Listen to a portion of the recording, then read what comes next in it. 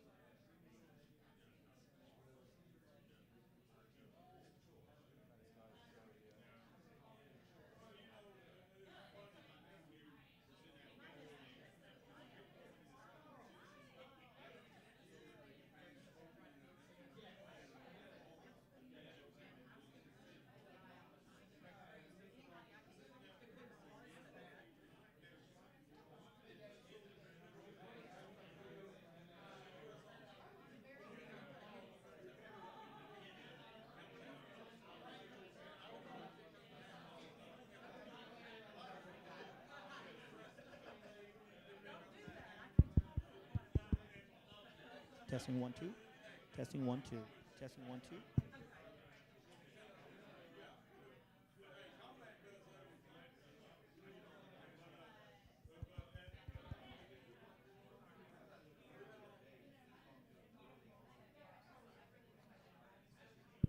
Mic check, mic check.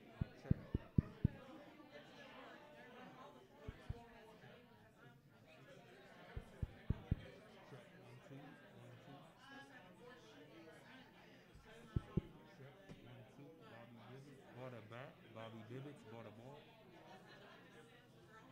Bobby Dibbits banged the ball against the wall. Bobby Dibbits banged the ball against the wall. Bobby Dibbits bought a bat.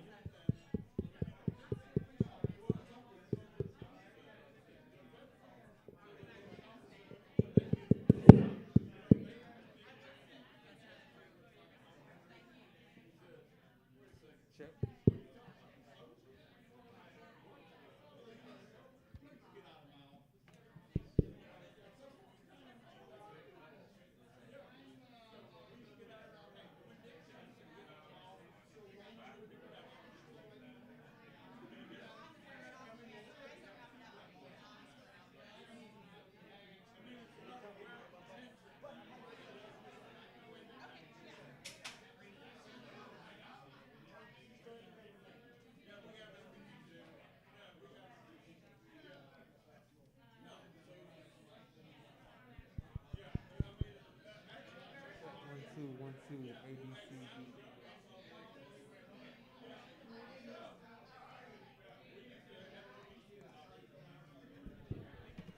2, A, B, C. 1, 2, 3, A, B, C. 1, 2, 3, A, B, C. Bobby Bibbits bought a bat. Bobby Bibbits bought a ball. Bobby Bibbits banged the ball. Banged the ball against the wall. Banged the ball against the wall. He banged the ball against the wall. Banged the ball. Bobby Bibbits banged the ball against the wall. Against the wall. Against the wall. No.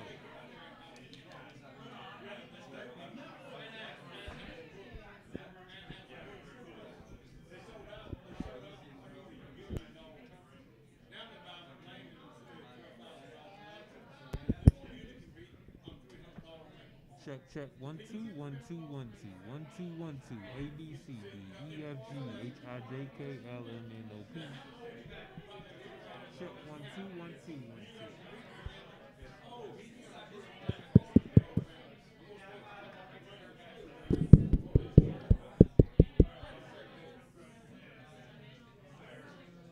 You switching?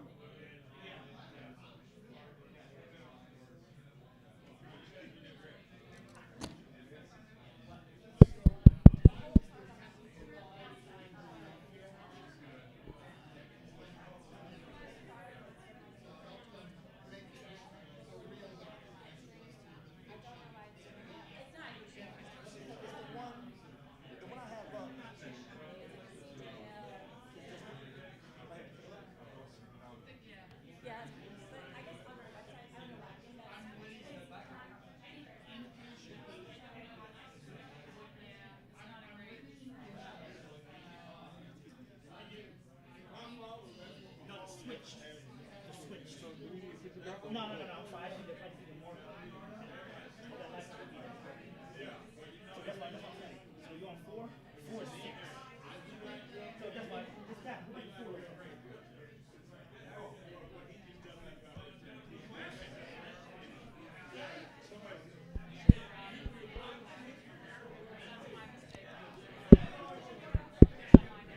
Bobby Bibbits bought a bat. Bobby Bibbits bought a ball. Bobby Bibbits banged the ball against the wall. Bobby Bibbits did that shit. He banged the ball against the wall. Check, check, check, check. 1, 2.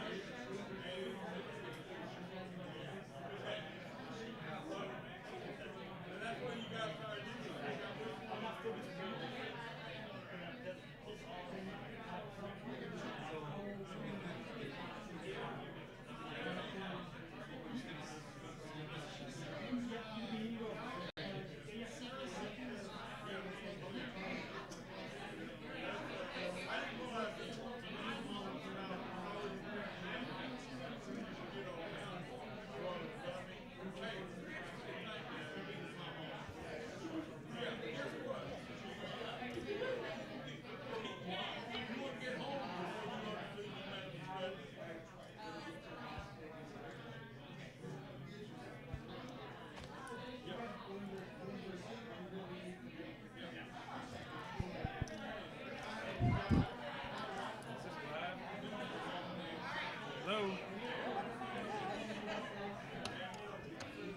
Hello, hello.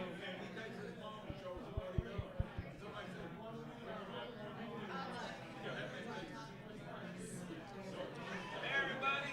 Time to sit down. Hello? Hey, let's sit down.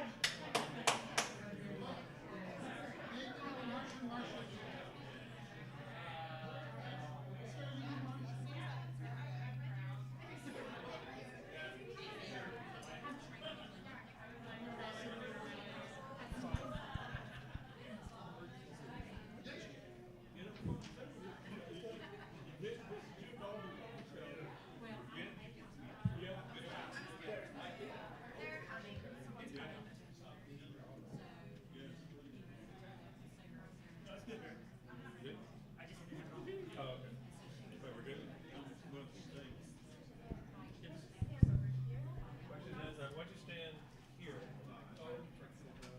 Yeah, no, this way I can.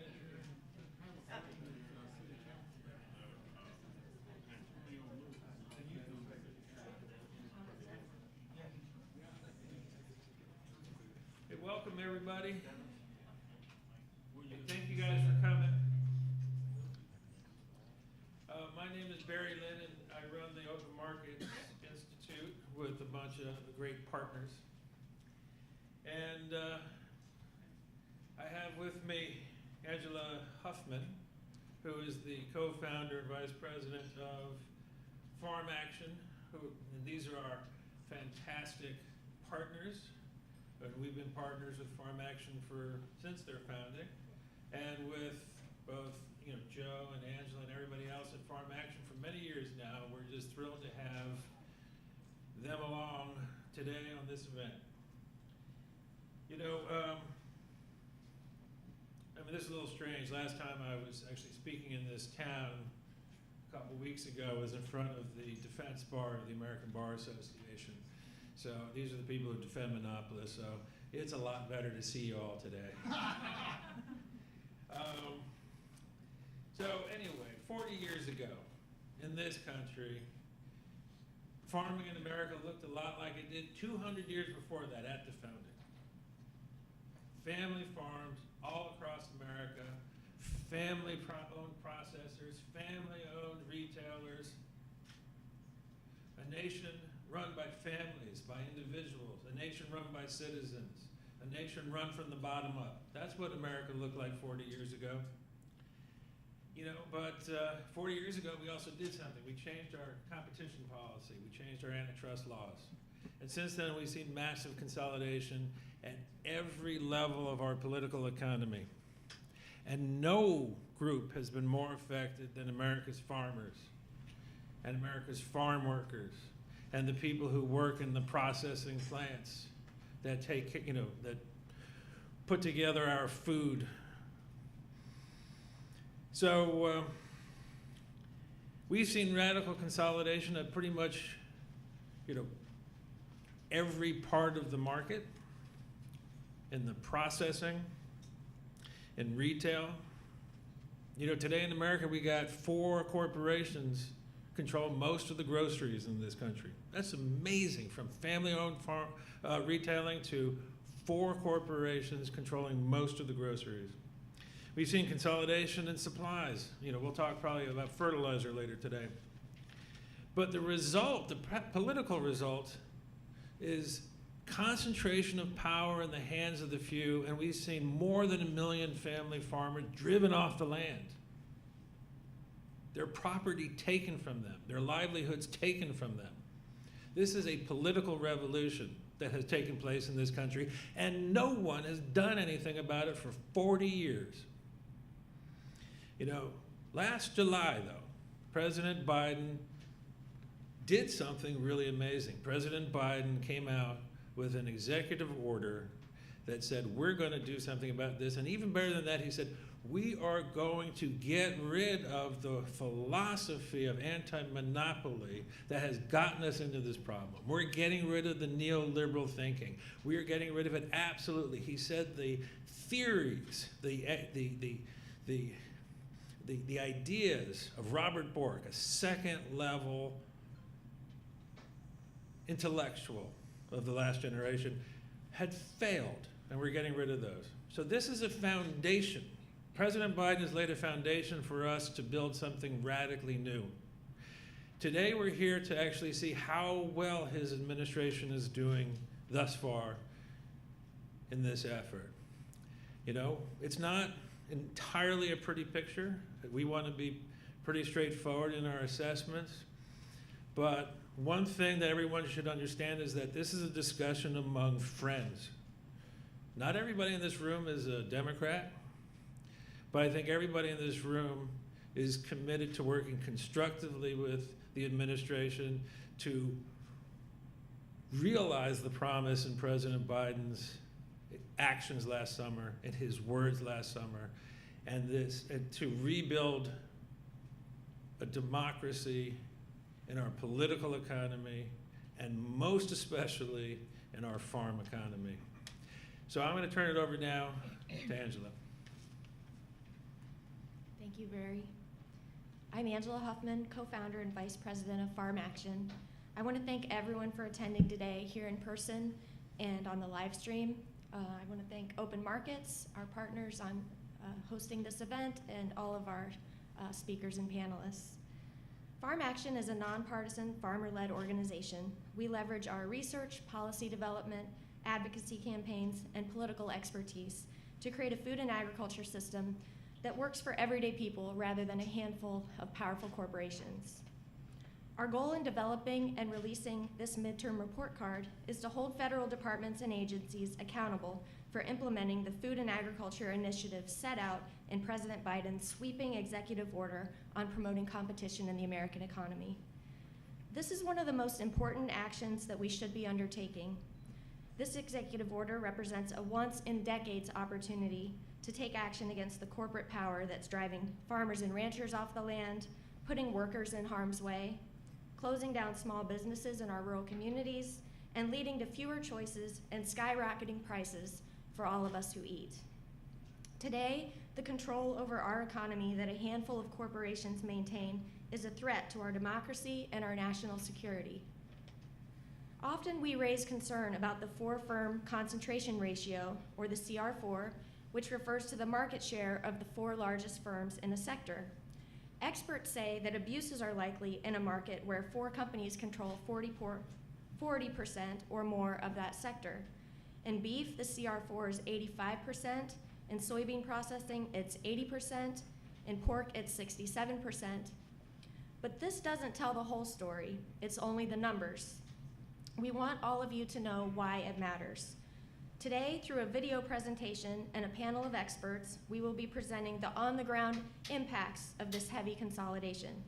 We hope that putting faces to the problem will help the leadership and the staff at the DOJ, the FTC, and the USDA to step up and deliver the full vision of the executive order and more for the American people.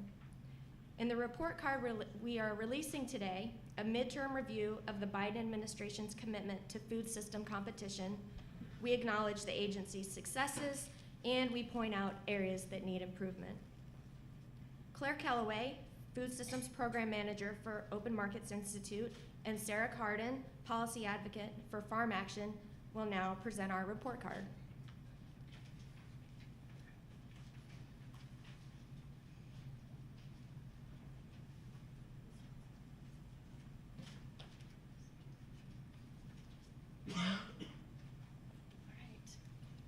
Hello, everyone.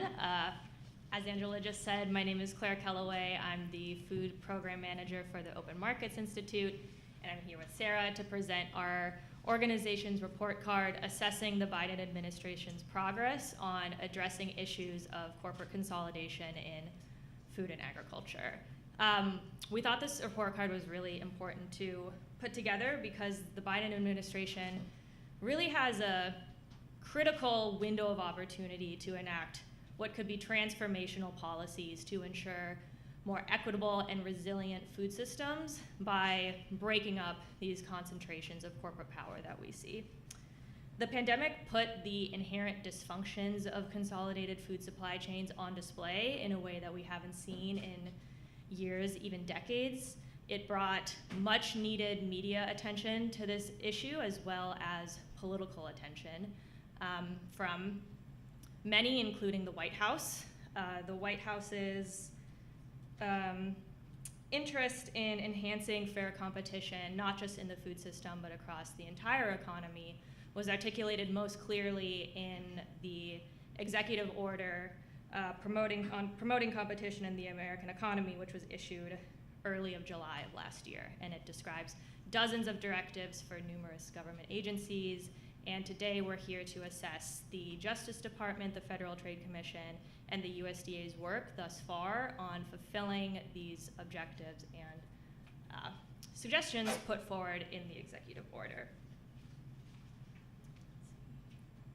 So, as Claire mentioned, we are here to present our report, which is assessing the USDA, FTC, and DOJ's progress on the directives related to food and agriculture within the executive order.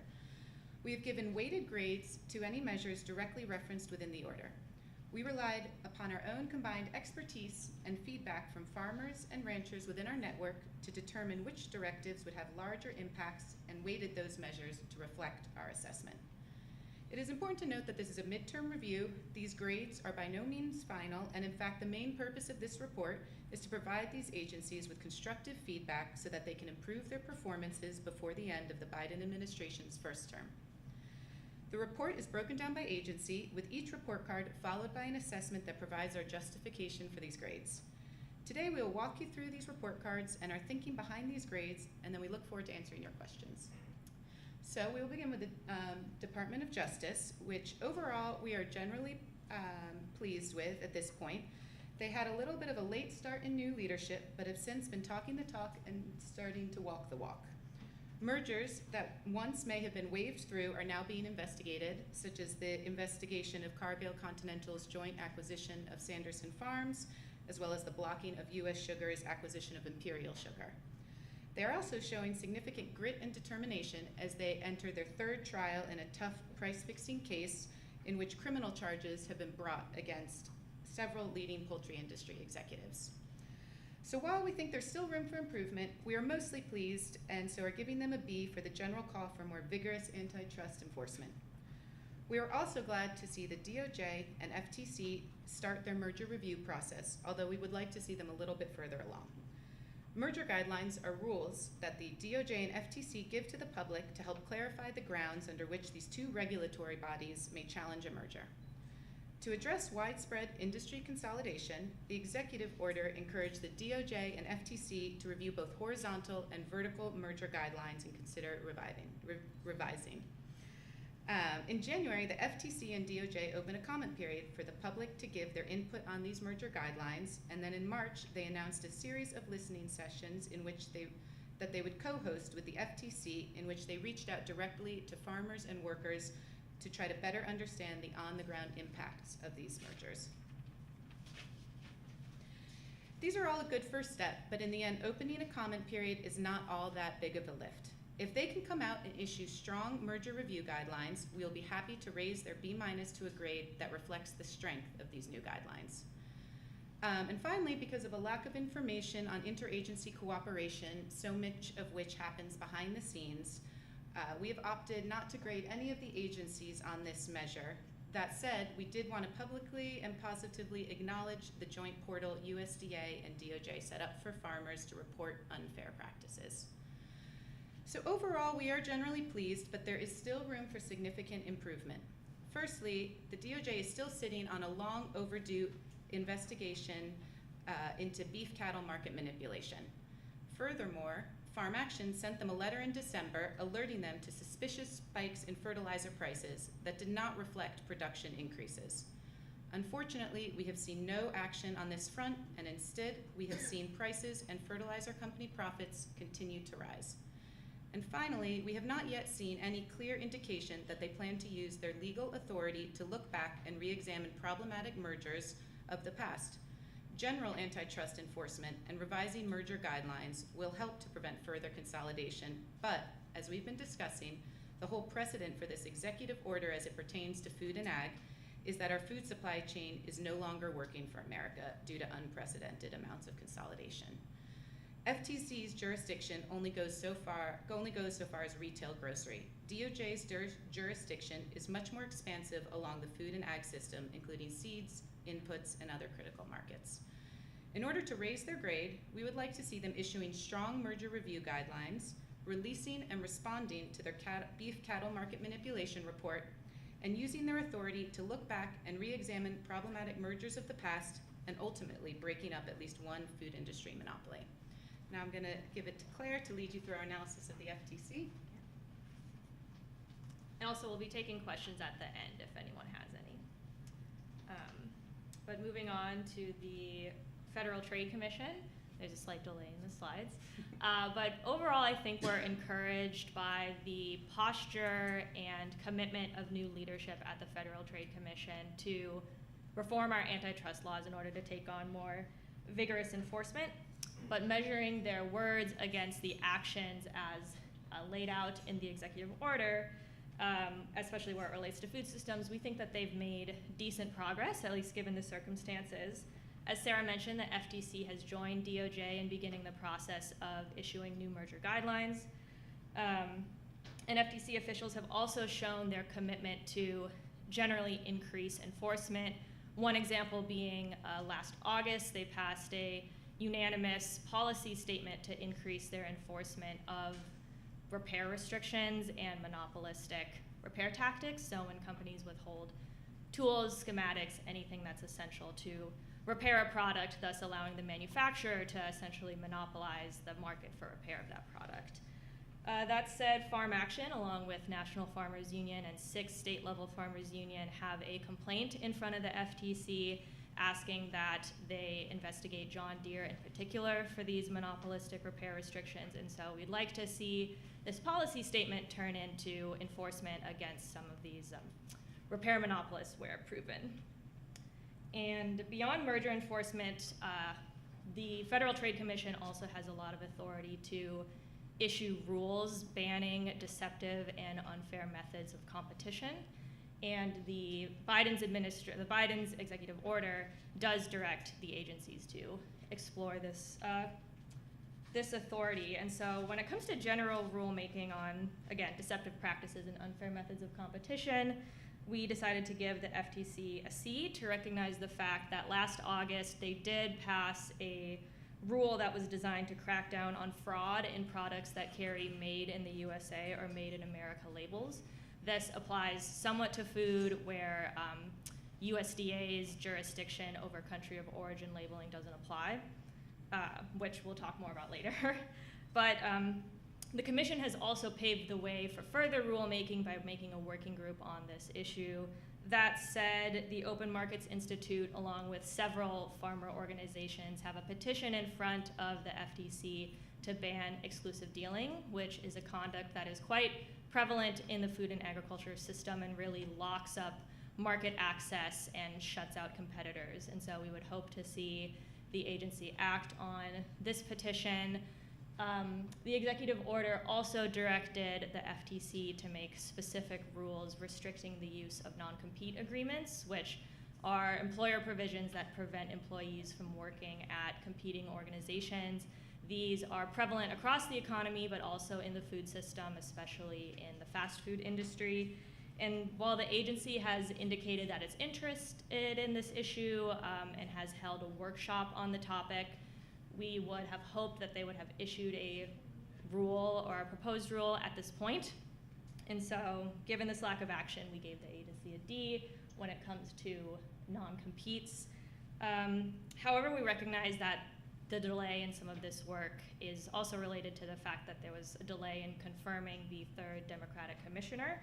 And so, given that overall, we gave the FTC a B-, and to raise their grade, we'd hope that they would both ban non-competes and exclusive dealing by dominant firms, as well as increase their antitrust enforcement against grocery monopolies, including their enforcement of the Robinson-Patman Act, which has been left on the shelf by this agency for quite a few decades now.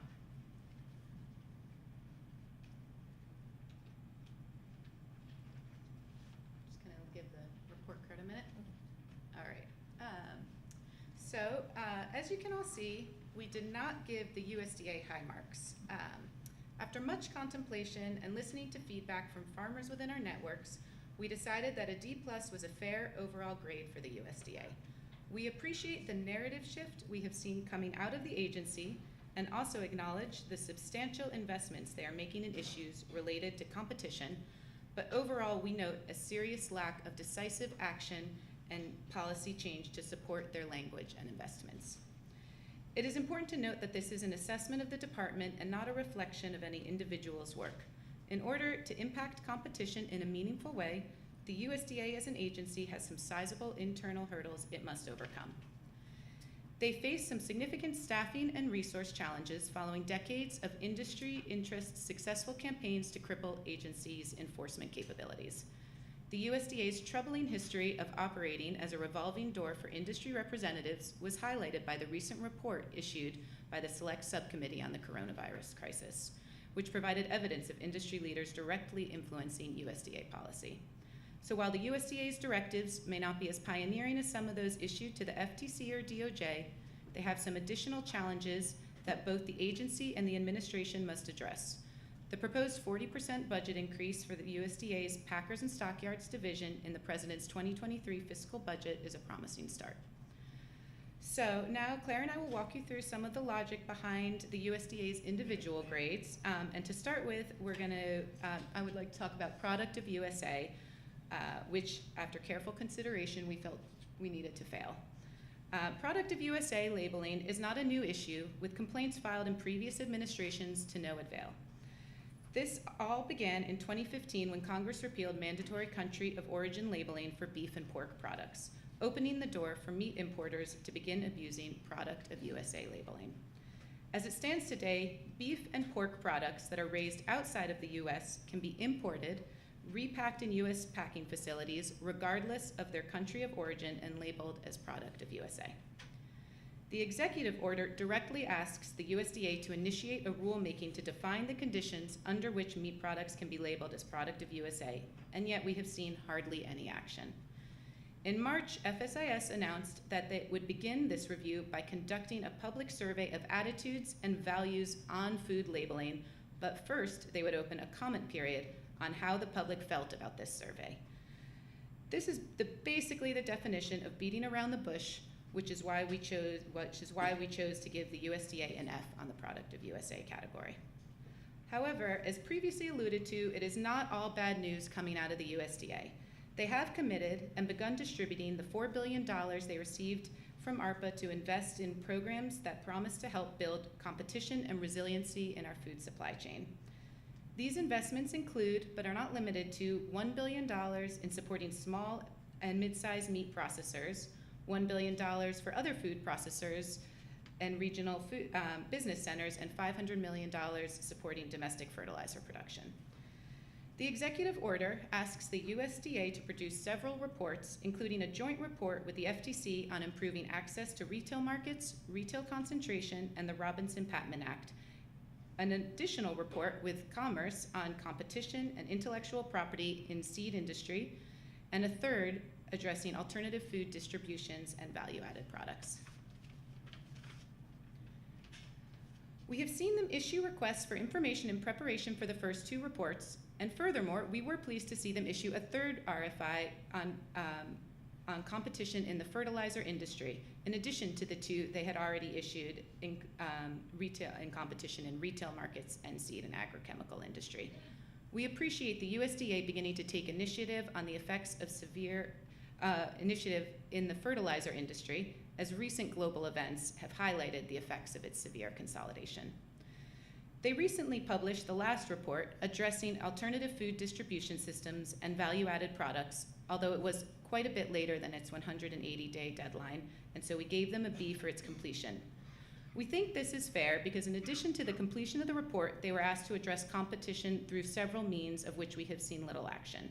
Of the 5 suggested ways to support alternative food distribution systems and value-added products, the only one we have seen them making strong headway is in the directive to make financial investments that will bolster competition, such as those investments I previously highlighted. But while we are thrilled to see these investments, many of which we have been advocating for some time, We think it is important to note that these financial investments will only serve as short-term band-aids without strong policy change to support them. For starters, the USDA holds a tremendous amount of purchasing power. We need them to use this power to support their recent investments into independent productions. Programs such as their Local Foods Purchase Assistance Cooperative Agreement Program or their Local Foods for School Cooperative Agreement Program only begin to address a fraction of their purchasing capabilities.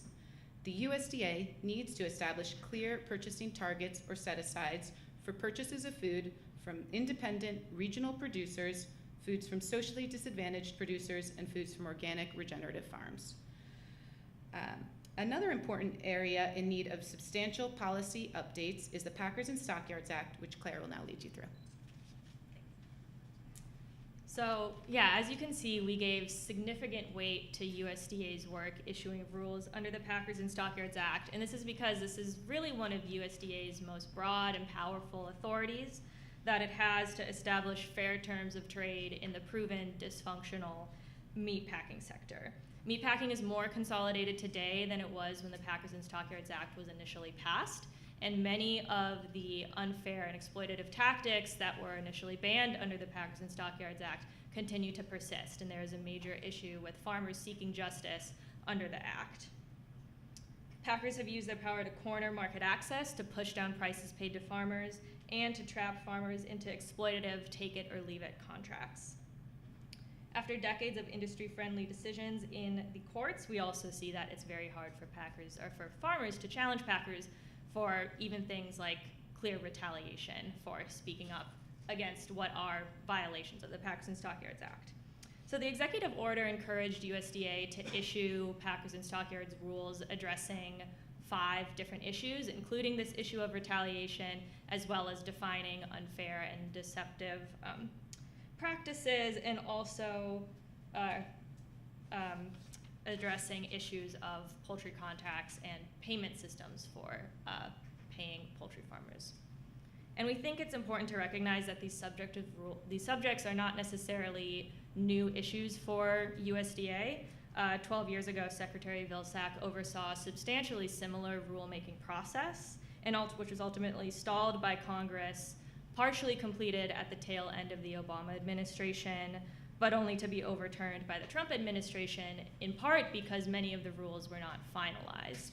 And so part of our poor grade comes from the fact that the agency knows the importance of expediency in issuing these rules and has approached some of these very same subjects of rulemaking in the past, and yet still is slow out of the gate to issue new rules.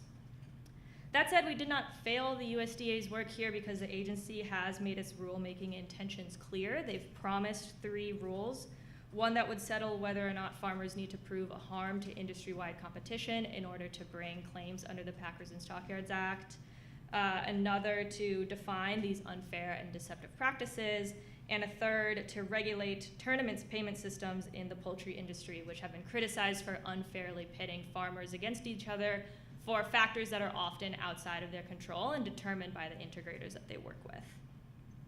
And just 3 weeks ago, the USDA did propose its first of the Packers and Stockyards rules. This one was related to the poultry industry, and it would require more disclosure in poultry contracts and payment systems.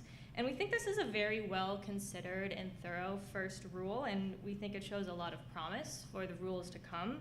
However, the agency has pushed off some of the most important questions that were directed in the executive order and initially promised when it comes to regulating these unfair tournament payment systems, and they've pushed that down into an advance notice for proposed rulemaking. So the current proposal is at best addressing just one part of the 5 different issues that the executive order directed USDA to work on. And so for that reason, given the somewhat slow and incomplete start, we landed on a D for our grade. However, we are optimistic that with swift additional rulemaking, the USDA can turn this around and do right by farmers. Additionally, to raise their grade overall, we'd hope that USDA would strengthen their Product of USA labeling, improve price discovery and transparency in food spot markets, and also identify clear procurement targets that support fair and regional food systems. And with that, we have some time for questions, I believe. I actually don't have a clock, but I think we should have about 10 minutes, or 5.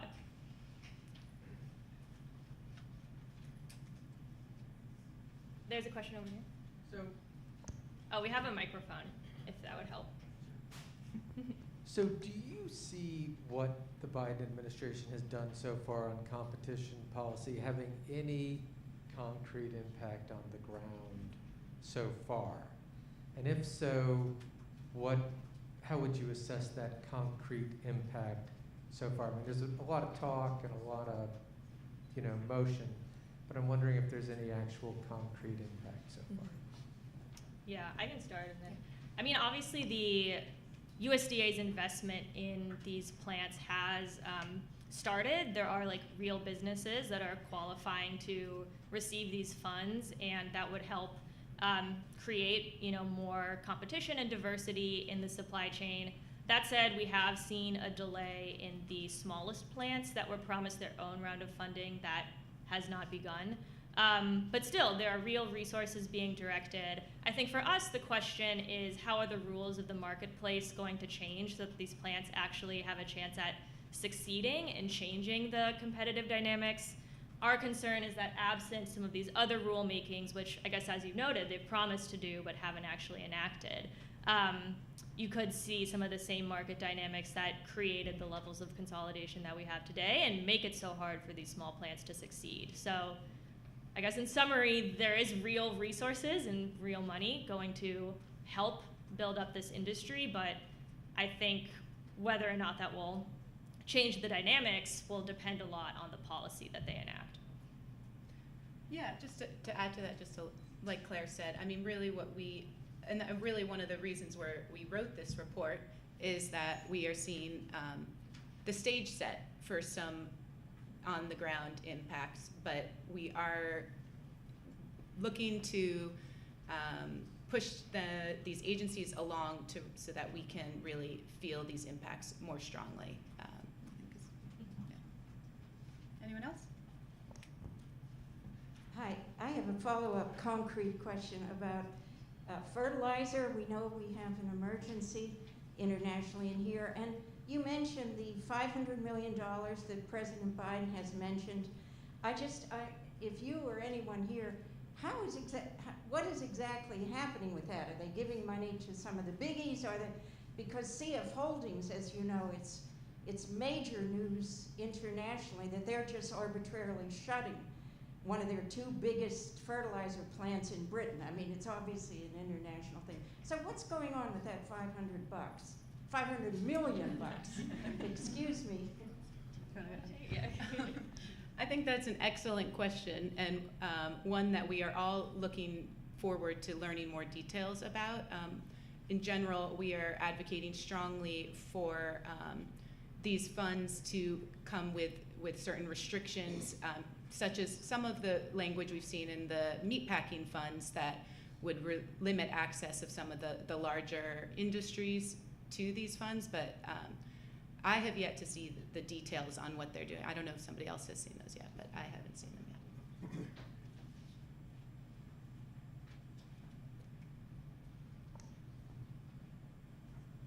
Just to follow up on that question, is there legislation around that as to direct where that money can go?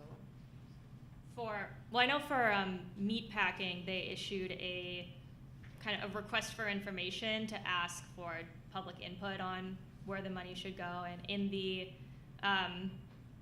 grant making process, there'll be stipulations. So we do have some sense they've put some restrictions on the largest meat packing plants are not, I believe, not eligible for this. And also, one of the concerns we have is, what's stopping these small plants from eventually being acquired by these large funders. And so there have been indications that there would be, clawback or restrictions on plants that received government money from, being acquired by large plants, or those funds would not, or the companies might have to repay back those funds. I forget the exact specifics, but generally, to your question, it's USDA who has been issuing the standards for who receives these funds as opposed to legislation, but that's okay. Sarah and Claire, thank y'all for your work on this report card. My name's Trina McClendon, and I am the owner-operator of Trinity Poultry Farm in Southwood, Mississippi. So I'm very vested in what's happening with the Packers and Stockyards Act. I have read the proposed rules for poultry growers. It's better than it has been in the past, but it still doesn't go far enough. So my question is, of course, in those rules, it doesn't really address the tournament system, which is very, very unfair. I can give you, for instance, so I'm in a small market. I'm in the Macomb production division of Sanderson. And they decided to pit us against each other just within that market. Normally, I am in competition with Collins and Hazelhurst division, but they decided just to do Macomb. So there's basically 3 growers in my week that I sold. All 3 of us kind of, in the poultry industry, we pretty much stay in the same week that we're in, so we kind of know who we're competing against because it really never changes much. So all 3 of these growers that sold in my week are all very excellent growers, do well as poultry growers. And so what happened, there was only 3 of us, right? 1 was above, 1 was the average, 1 was below. Now we're all top growers, we all get bonus pay, and suddenly, you know, somebody's below that's in that top. So I can see that these proposed rules are not going to address the situation as farmers need them addressed, as growers need them addressed. And as I looked back at the rulemaking, this started in 2010. Then they went to GIPSA in 2016. All the rules just got shelved. Nothing's been done. So how can we push USDA to not sit these rules on a shelf? So I know there's a comment period, but I would like to see these rules enacted soon, because I am waiting to find out whether or not this buyout is going to be allowed to go through. Now, in this buyout, if you're not aware, 2 days after the $4.5 billion announcement was made by Sanderson Farms and Cargill and Continental Grain, they were on my farm giving me a pay decrease, okay, and only for farmers in Mississippi, which is a Sanderson-founded company, is a Mississippi company. So I'm very vested in what's happening here, how we can push, not only as growers, but as reporters and others, to get USDA to do their job. Yeah, I can start. Yeah, go ahead. Thank you so much for sharing. I think that hopefully was really helpful for the audience to understand some of the unfairness in these tournament payment systems.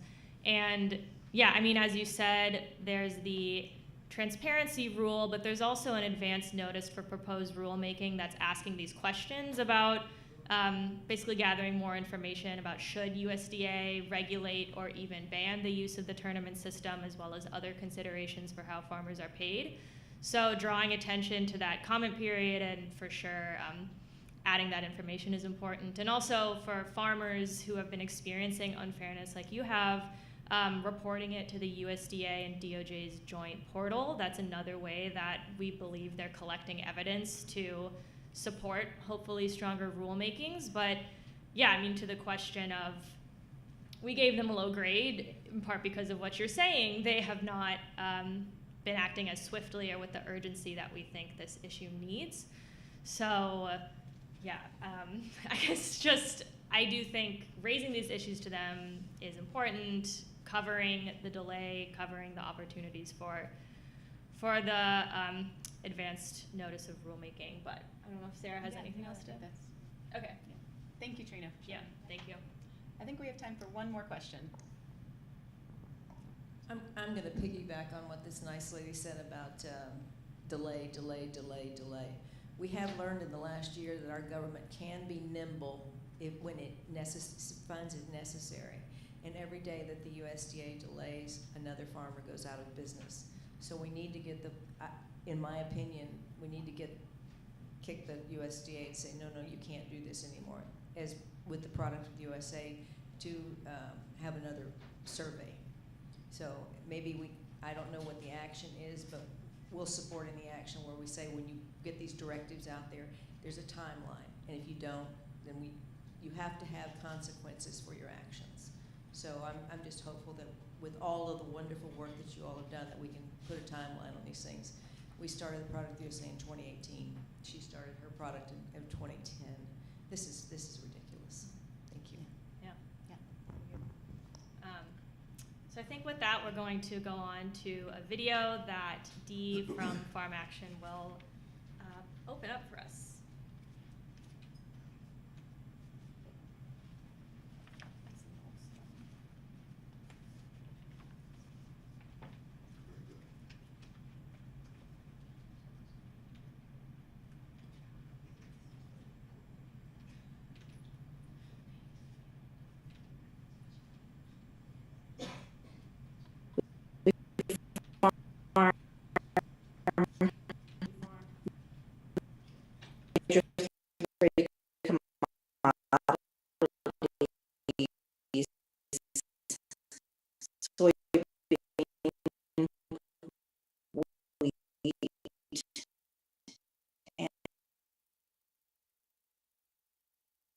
Give a couple, just a little bit of framing to understand, who you're going to hear from in just a minute. So, even if you yourself are not a farmer or rancher, everyone in this room, as people who eat, we are all impacted by the levels of concentration our food system has reached. Many of us here today could cite facts and figures about how this situation came to be, which specific policies enabled the corporate takeover of our dairy, our fertilizer, our cattle, our grocery retail sectors. But it's one thing to know what led to the consolidation that is stealing economic opportunity and draining the population from rural America, and it is quite another thing to know exactly what it feels like to watch your neighbors' houses being bulldozed one by one as their farms are swallowed up by corporate ventures. So in this short video, which I'm about to play, you'll hear 10 voices describing what it's like to live, work, and try to earn a fair wage in a system controlled by a few powerful corporations. Each one of these speakers is positioned at a different place, a different link along the supply chain. So you'll hear from a vegetable producer facing more burdensome pricing regulations than the corporation she's struggling to compete with, a dairy farmer whose peers are forced to accept prices that are 25 to 30% lower than the cost of their production, a rancher whose grass-fed market is being stolen out from under her by the deceptive practices of consolidated corporations, and a few more. These folks' lived experiences can convey with so much more urgency and detail than I ever could exactly why competition reform is so important. So let's go ahead and watch.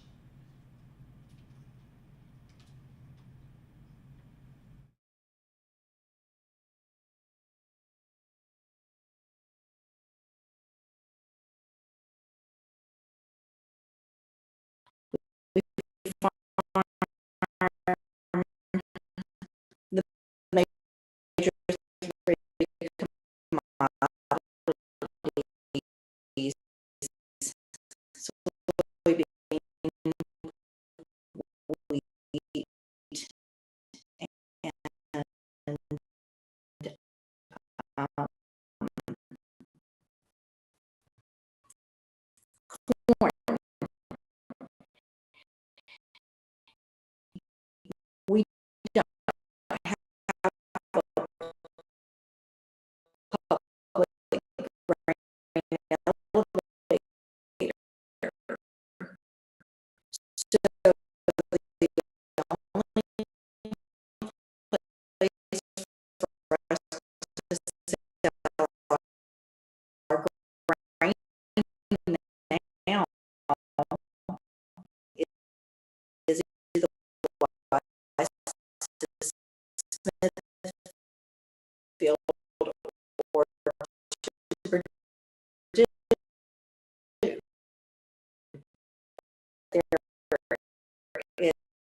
is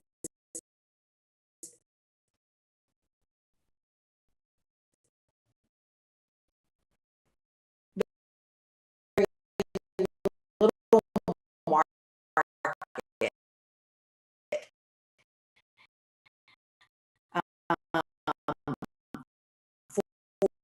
for small scale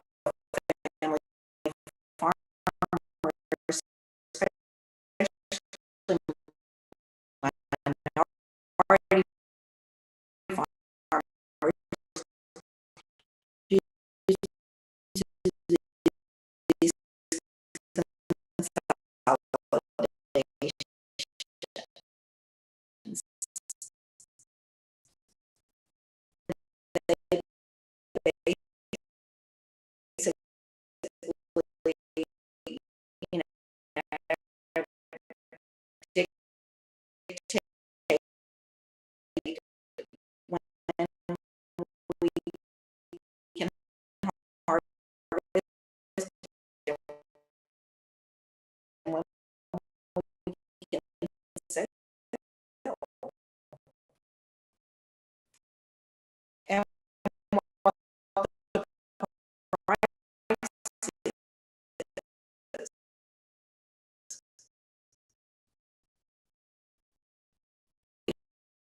If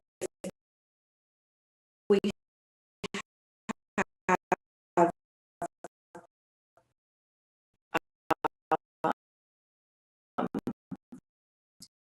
Cargill,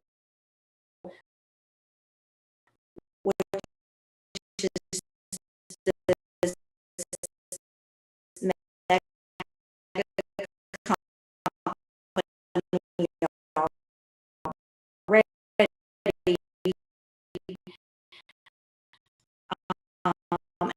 and continental grain acquire sentiment. It just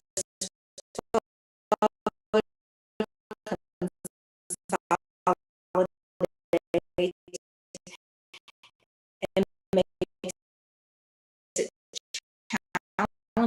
challenging for our farmers, our producers to be able to get a fair price.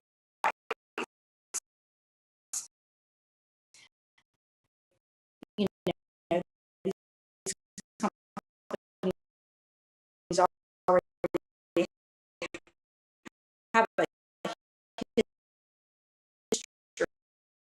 history of price fixing.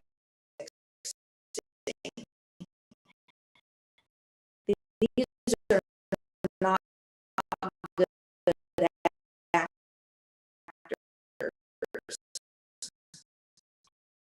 And so they pretty much set the price and they work with each other to keep it where they're still profitable and the farmers are indebted to them.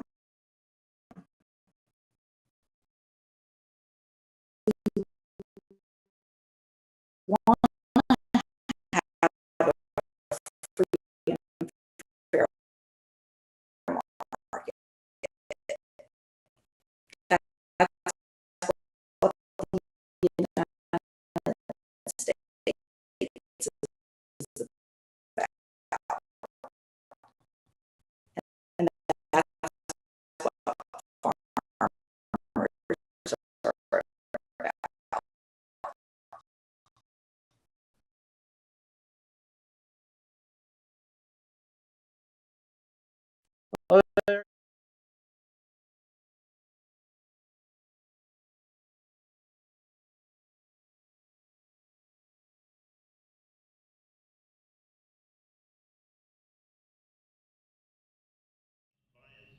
in the country are creating a price structure that is driving small to mid-sized organic dairy farms out of business. In the last year, Danone International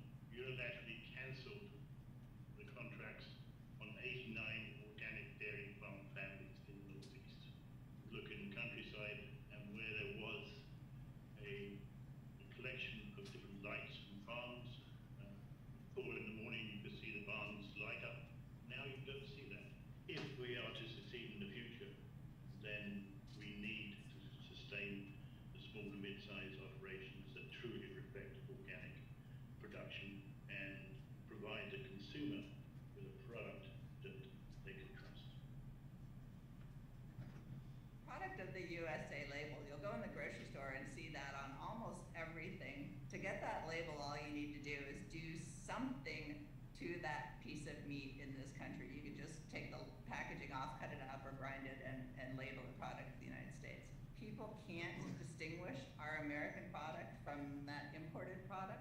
Research has shown that people would preferentially buy American beef, grass-fed beef, but they can't identify it. We're losing out on a huge section of that retail dollar that would make ranchers profitable. Being able to get a fair price for our product is so key to the survival of farming and ranching in this country. Farmers don't have the right to repair their equipment because they can't get access to all of the software and tools they need to fix their modern tractors. It means they're tied to the dealership for many repairs, which leads to long repair delays that can put crops at risk, not to mention high repair costs that cut into already razor-thin margins. Consolidation is making the problems of repair restrictions worse. John Deere, who's the largest manufacturer of large equipment in the United States, is the worst at this. And that means that there's one John Deere dealership for every 5.3 million acres of American farmland, or every 12,018 American farms. For Iowa farmer Ken Heltz, that meant that he had to go all the way to Nebraska in order to diagnose a problem with his Deere tractor's transmission. And because he didn't trust his local dealership, he had to drive all the way to Missouri to get it fixed. If we pass right to repair and we're able to cut through this dealership consolidation, that first of all means that farmers will be able to get faster service, that they'll be able to fix their own tractors, that they'll be able to save money on repair. It also means that the local jobs that repair provides can come back to Main Street and that farmers can have multiple different businesses to choose from. Well, you know, you're dead in the water if you can't pay for the seed. But then that's not the only thing you gotta pay for that is very expensive. Your fertilizers, I mean, your drip lines, your plastic, your pipe, all of that has increased and it almost has priced them out. It's very difficult for a small farmer to compete with the I call it a mega farmers. You can't do it. And most of the time when you go in and you buy produce from these large corporations, you're really not buying fresh. It's been there for a while. They do not have a cap on what they want to sell that produce for. To sell at a farmer's market, you have to follow the state guidelines. You cannot price gouge. It's what they call it. What they really want us to do is to do all this work, harvest, clean, prepare our produce and sell it for less than what you can go in the grocery store and buy. See, that's what happens with us as small farmers. We go out there and we put ourselves in debt, trusting that we would be able to grow more this year, harvest more, sell more, get a better price this year. When that don't happen, we end up head over heel in debt and we lose everything we have time to own. The ranch has changed a lot. When I was a kid, we had chickens, sheep, hogs, and cattle.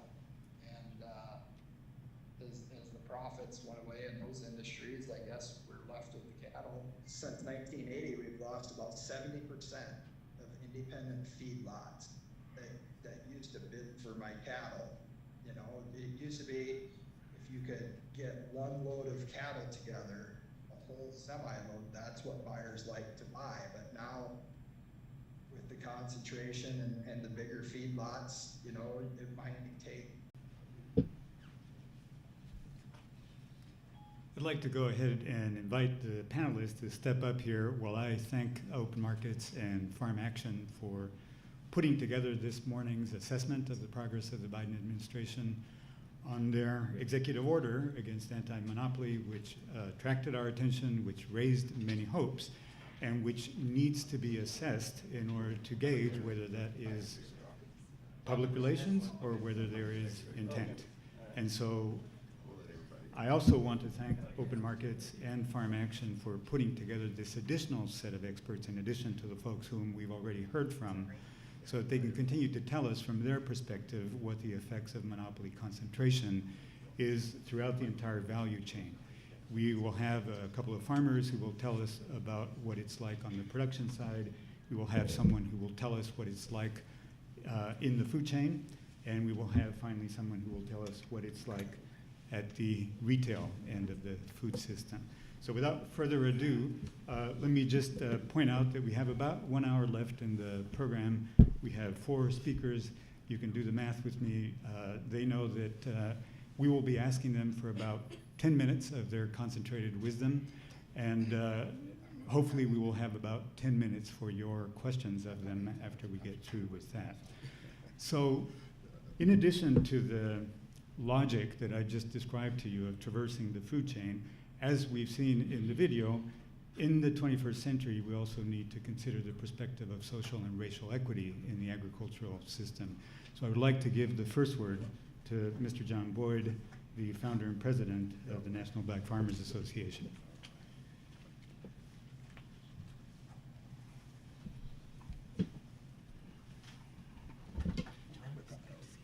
Good morning, everybody. Oh, we can do just a little bit better than that. Good morning, everybody. Good morning, John. All right, there you go. First of all, I'd like to thank my colleagues for putting on this awesome discussion that I believe is long overdue in the agriculture industry. So can we please give a round of applause for those who, all that were involved in putting on this report card. The many voices that you heard in the video, I thought was excellent how they selected the various voices that we heard this morning. I would like to talk a couple of things. One about, of course, competition. The issue of Cargill, I believe, gets an F-. The report card was too nice to Cargill. You know, you want to be the largest food company in the world. You want to control fertilizer, the grain market. But you don't want to tell America how every farmer is going to be a part of that particular process. So when we continue at the National Black Farmers Association to challenge, and I'm actually opposed to it in writing to the Department of Justice, who I haven't heard back from yet. When we challenge these companies, they immediately go out and find a black face and run a television commercial that, oh, we've changed the way that we look, but you haven't changed the way that you do business. That's what's wrong with large-scale companies that continue to want to come to get larger and larger, but the actual farmers themselves, they take away the choice and they take away the voice of not only black farmers, but the American farmer in this country. Large-scale farmers should be opposed to it too. They're taking away their voice as well. And you heard someone touch on John Deere. I believe get an F-, in which we challenge the way that John Deere services black farmers. For example, I am a 4th-generation farmer, and next year I will be celebrating my 40th year as a farmer in this country, producing food for America. Somebody should say something. 80 seasons, and I've seen a lot of things happen and change in those 80 seasons, but the Department of Agriculture certainly hasn't changed the way that they do business. But John Deere, after we challenged John Deere, we actually boycotted John Deere because of the lack of service towards black farmers. For example, I've been experiencing some of that type of discrimination in my own county, where they choose the words, well, you know, John, there are other farmers that we have to keep going and keep their machinery going, and we'll get to you when we can. What is that to say to a farmer? That your farming operation isn't just as important as that other farmers in the particular county that they're speaking of. People, that's wrong. And when you remain silent in the midst of wrongdoing, you've become just as guilty as the company itself who's doing the discrimination. We have to come together in this country as farmers and producers and organizations and bring this country back together by the same seam in which it has become divided. The most racist part of this country is in rural America. Oh yes, I'm going there this morning. The Trump flag flying high. Confederate flags flying high. Black people on one side, white people on the other. In the past 10 or 12 years, America has become more divided because we're not having real conversations like this. People, we got to come together if we're going to overcome the challenges that we already face as farmers in this country. $6 diesel fuel prices. $6 diesel fuel prices for every farmer that rolls up to the diesel pump. $1,040 for a ton of fertilizer. I was paying $400 for last year. And my local dealer says, you know what? You won't even be able to get that on time this year, John. You won't be able to get more. I won't have any more fertilizer until May because the bigger boys came and bought it all up when they heard about the shortage. We're in a crisis in America for farmers. Yes, I said it. There are going to be empty shelves in American supermarkets in the coming months. Somebody's going to find a farmer. There's going to be higher food costs for every American family. Somebody's going to look for a farmer. So my message today is speak out against large-scale corporate America. They're wrong, they're greedy, they're price gouging. All of these companies are doing that right now. They're taking advantage of America's farmers at the weakest time in history for America's farmers instead of helping them up. I know it's going to make some people mad. That's not what I'm trying to do. I'm simply trying to raise the visibility of what these companies continue to go underneath the radar screen. The Department of Justice gets an F. They continue to allow these companies to get bigger and bigger and take away the choice and the selection, whether it be Bayer, whether it be Monsanto, whatever you want to call them now, whether it's John Deere.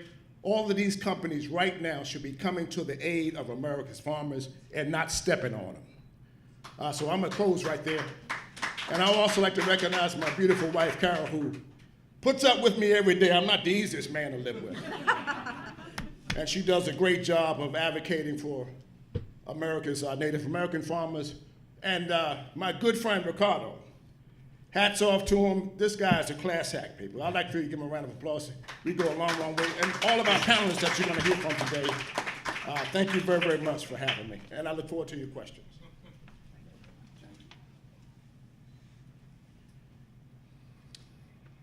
I knew we could count on John to get our blood flowing.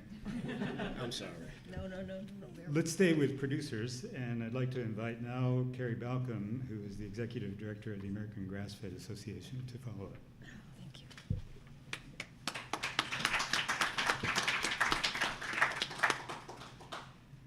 Thanks, John. That was a hard act to follow.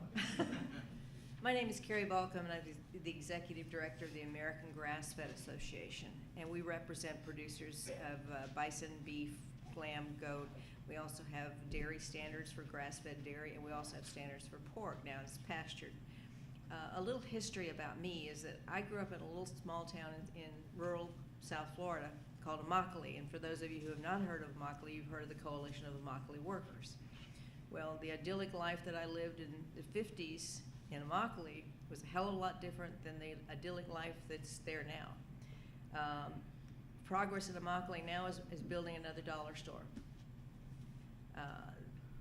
The big chains of grocery came in. Of course, it's no longer the family-centric rural America that I grew up with.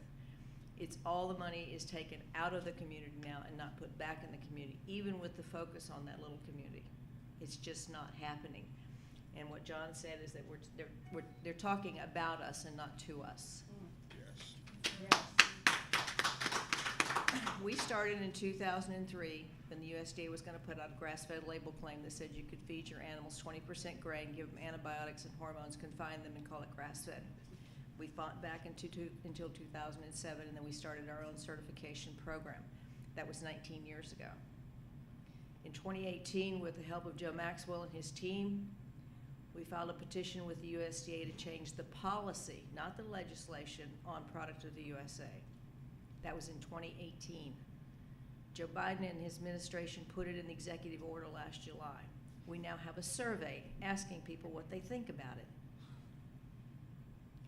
This nice lady started in 2010. I don't know about you, but if somebody in my family delayed that long, to use my mother's term, they'd be snatched bald-headed. So I'm just trying to say is that we've got to change the way we do business with the USDA. We can no longer allow them to get away with this delay. Every day we delay, another farmer goes out of business. Another farm is bought up. Another farm is somehow indoctrinated in this corporate mentality. The release of funds it's wonderful to get the press release that they've released funds, $1 billion here, $1 billion there, $500 million here, $500 million there. But when you drill down on how that money is released, a lot of times the small farmers cannot apply for it. They're not eligible to apply for it. We need oversight. And who is to do that oversight? I know everyone in this room took time off from their regular lives and their regular phones and their regular emails to come here to change that. But who do we hold accountable? These are questions, not answers, so we're looking for them. The USDA purchasing, we need guidelines from USDA purchasing to make sure that our farmers have the opportunity to come together to build aggregate supply to be able to apply for those contracts, because right now they cannot. In the mid-1994, 1995, we worked with the school lunch program. And I asked the lady in charge of the school lunch program, I said, if I got a carload of Colorado lamb, can I sell it into the school system? She said, well, if your paperwork's right, sure, but you can't do it because you have to have 10 carloads of lamb to sell it, to buy into that program. We need to unconsolidate the school lunch program and other things so that people can buy local food to put in their local schools. Recently, there's one thing that really bothered me and should bother all of you, is that a major retailer in the United States, 2 studies came out that the products that they were selling that said raised without antibiotics tested for antibiotics. What has been done about it? This is a major retailer who purports to be local, purports to be all of these things, and yet nothing has been done about it. Or has something been done about it? We don't know. Truth in labeling. The labeling laws or requirements or policies in this country are absolutely crazy. Product of the USA is just the fact that you can take a carcass off of a cargo ship in a port on the East Coast, repackage it, and send it all over the country and call it product of the USA is just demeaning to every American family farm and farmer and to the American public. And I'm part of the American public and part of the American family farm. So there's also truth in menu. There is no truth in menu, none. You go into a restaurant and it says local. What does that mean? And trust me, you do not want to go out to lunch or dinner with Mike Kellicrate, because he will make the chef come out and tell you where that food comes from. And I think every one of us should do that. And that's something that we need to work on. The niche markets that we all purport to be part of have now been co-opted by corporate agriculture. We no longer have niche markets. Grass-fed, all those other just labels out there are now just labels, because they take them and they run with them, and we lose in the meantime. So we're changing the way, like John said, you're changing the way you look, but they're not changing the way you act. And I've been with AGA since it started in 2003, and I'm going to stay here until we get some major changes. We see the Biden administration with the executive order. We all danced around, and we were also thrilled that when we got product USA and those other things. But if you see from the report card, it's not good outlook. And this delay, hoping we'll go away. I'm not going away, you know. People ask me when I'm going to retire. From what? Life? You know, talking to Ricardo, listening to John. No, I'm not going to do that. So if you need me to keep coming to Washington, I will, but I'd rather them come to me. Woo! So, thank you.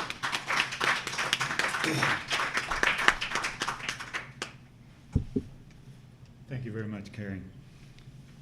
We're going to continue now into the food chain, and we're going to be hearing from Dennis Olson, who's the Senior Research Associate and Policy Analyst of the United Food and Commercial Workers International Union. Dennis?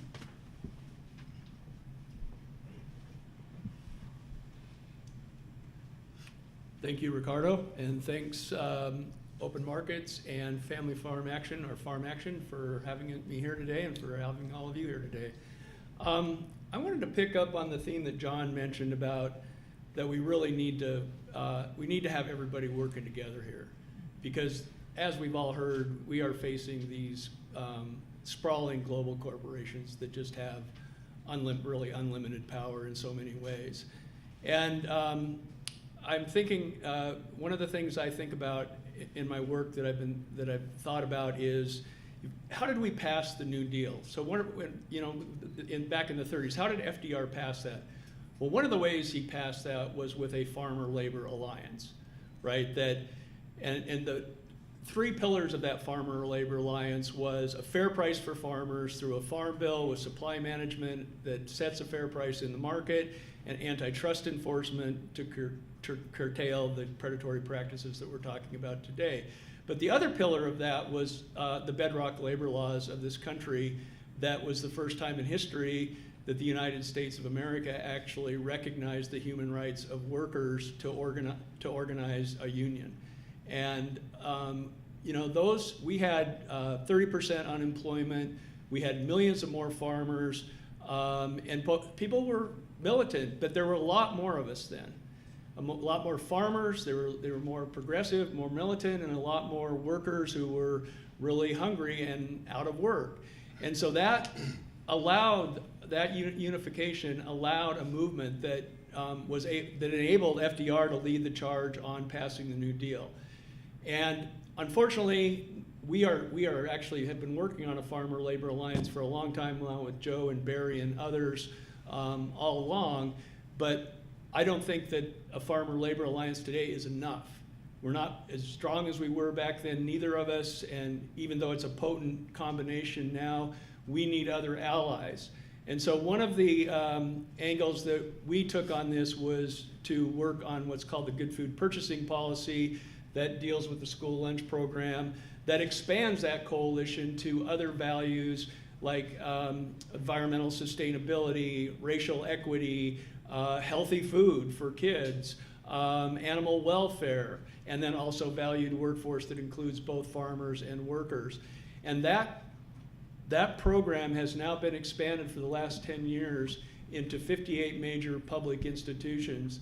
And it's been slow and grueling progress, but we've done it.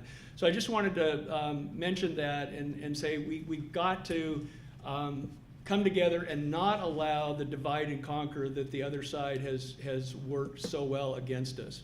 I want to turn back then to sort of today's topic and give a little bit of history of UFCW. So and our engagement in this. So UFCW has 1.3 million members in the US and Canada, about 250,000 in meatpacking and food processing, and another million or so in retail, and mostly retail groceries. And I'm going to go back to 2010, and many of you in this room were around then when the Obama administration came in with an unprecedented investigation into whether or not we needed more antitrust enforcement in this country. And UFCW mulled that over, and we came in because it was focused exclusively at the beginning. It was really focused only on agricultural markets, not USDA and the Justice Department, not on retail markets. So we were worried about that, and so we engaged. We turned out at all those meetings and supported farmers' right to a fair price. But we also came in with the caveat that we were demanding that the Obama administration bring the FTC to the table to investigate the rise of Walmart's buyer power. Because in 1988, Walmart wasn't even selling groceries, and by this time, in 2010, they'd grown to control 25% of the national retail grocery market and were bigger than their next three competitors combined. And so our concern was, how much did that rise of Walmart's unprecedented buyer power drive consolidation further up the supply chain? So for example, Tyson Foods, the biggest meat processor in the United States, at that time was selling about $13 billion worth of meat every year to Walmart, which was 15% of their sales. So we were concerned that, and of course, we're concerned to what degree can Walmart squeeze Tyson, who then can turn around and squeeze farmers and kind of make up for it. And so we were concerned if the antitrust actually succeeded and got fair prices to the farmer, that Tyson would turn around, and we didn't fix Walmart's buyer power, that they would turn around to us in the bargaining table and say, well, you're going to have to take less. So that's how we positioned ourselves. People who know who followed that know what happened. It was a good run. We actually got the FTC in at the end of that, but it was too little too late, and the backlash was already starting, and the Obama administration withered in the backlash of the industry.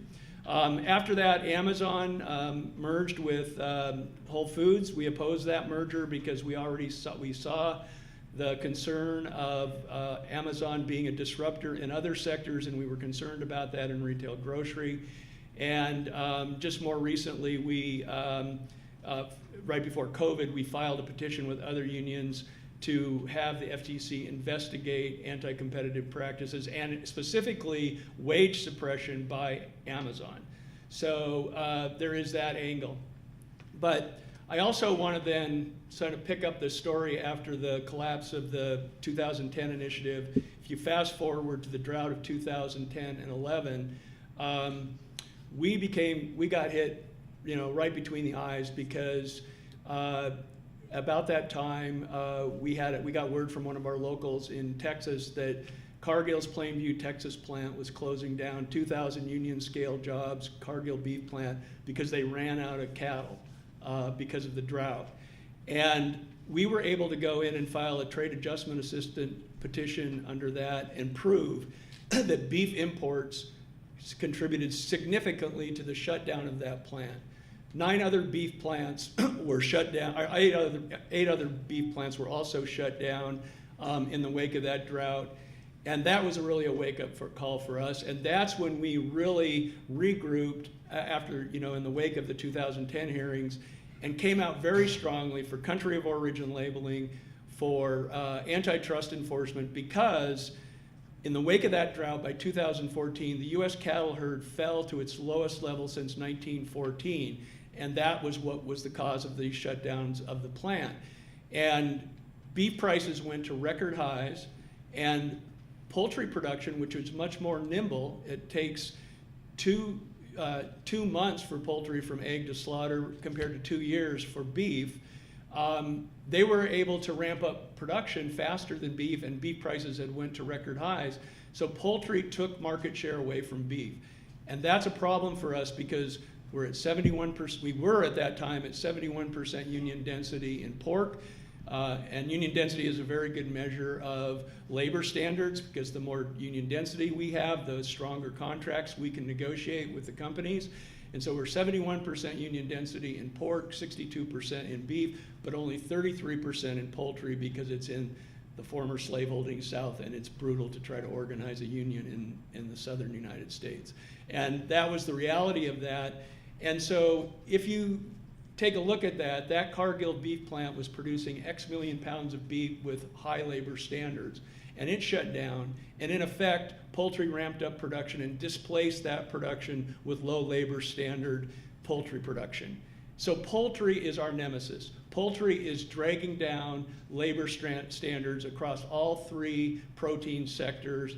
And last year we updated our density numbers, and pork has fallen since 2010 up to last year from 71% to 64%, beef from 62% to 57%, and chicken went down 33 to 31%.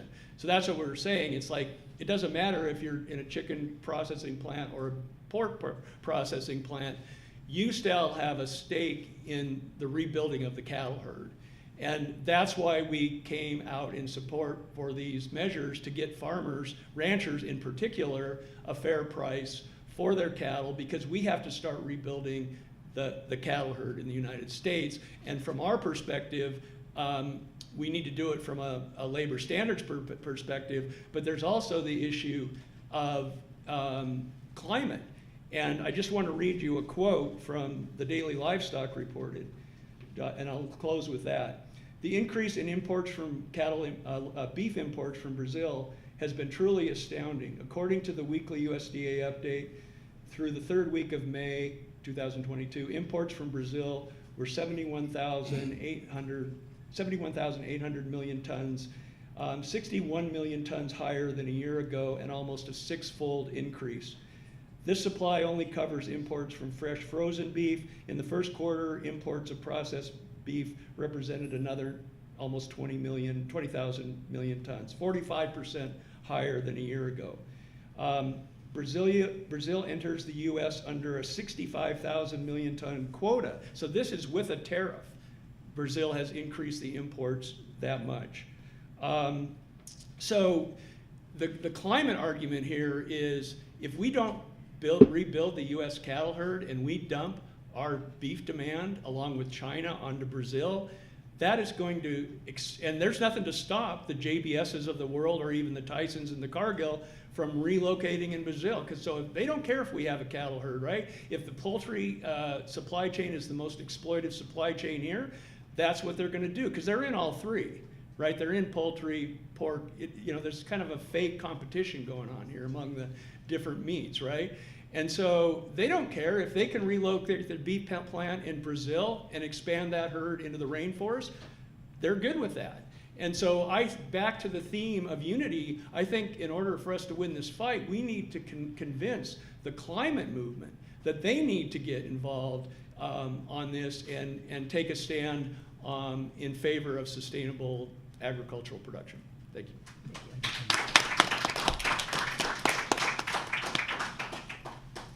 Thank you very much, Dennis. So in spite of the very substantive topics that we've heard so far, most of what we've heard about is completely invisible to the majority of eaters in this country, as you know. But where they do see the food system is at retail. And so we're going to end our sequence of panelists with Michael Gay, who's the owner and manager of Food Fresh Market of Claxton, Georgia. Michael?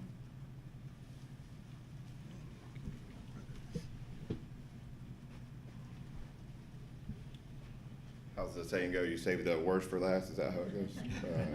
Anyway, thanks for having us here today. Just to touch on some of the stuff that these guys have been talking about and why the antitrust, Robinson-Patman stuff is so important to the end consumer. It's no secret out there that there's some big box chains that pull prices that I just can't get. My warehouse is even, when they go to the table to go, hey, we'll buy at whatever level we need to buy it to get that price. They're told no, that's not feasible. And so obviously it hits our consumers a little harder. And so the prevailing argument's always been that, well, that's a good thing for the consumer, so we're going to let this ride. We're not going to put antitrust stuff onto it because at the end of the day, the consumer wins in pricing.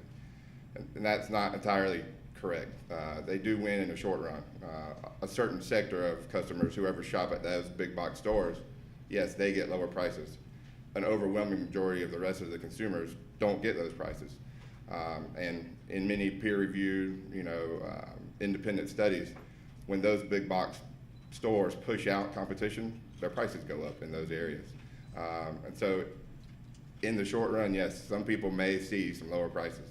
But in the long run, has anybody ever heard of a monopoly that does the right thing when they come into power? Is that in the history of all of our stuff? No, and that's why these rules even existed, because there were monopolies that were in power that weren't playing by the right rules, and then they were so bad at doing their job that when the rules came into place and things became fair, they went out of business because they didn't know how to run their business correctly without the overwhelming power of just being a monopoly. So enforcement of the Robinson-Patman Act for us and for all these guys up here is going to keep all of these farms open. It's going to keep me being able to stay open. And in reality, when guys like me go out of business and these guys go out of business, it's all the local stuff that all the local stuff goes out of the way, and then you're forced that if anything goes wrong, like take Abbott for example right now, they close a plant down. That plant produced 25% of the formula that the United States uses. So when that thing closes down, there's kids dying right now because that plant's closed down, because we've let consolidation happen to that level that if anything goes wrong in that chain, there's nowhere out. When he doesn't have a farm or they don't have cows anymore, there's no other way. If their farm goes up, there's no food left because nobody's growing it. And so again, on my side of that, you know, as the dollar stores move into smaller areas and they don't carry any fresh product, you know, and independents end up closing, you know, no big box stores go into a small town to build a store. It's not profitable for them there. But yeah, I'll get a phone call from the government going, hey, we'll give you money to go back into a place and open a store back up just so you can be profitable. Well, just enforce the rules that already exist, and we won't have to spend that money as taxpayers to pay me to go back and open a store up that we already closed. So, you know, this is all simple stuff. I guess here, obviously it's very self-serving for us, or it seems that way, but just look at history. We're right on the path again of letting monopolies come into force, and all we're trying to do is show you, here's what's coming. Yes, it may look bad that we're the ones telling you, but this is what we do for a living every day, so we can see it a little more obviously than everybody else. And so we're on that path of monopolies coming into power again, and I can tell you they're not going to do the right thing. And so we're just trying to get that stopped before it becomes a problem, and then there's no way out for us. Then or we're going to have to spend tons of money for him to open his farm back up, or for me to open a store in a food desert where people don't have any access to fresh meat and produce anymore. So, you know, we're just here trying to show that side of the story and hope that you guys understand that, you know, we are fighting for the greater good, not just for ourselves. Thank you.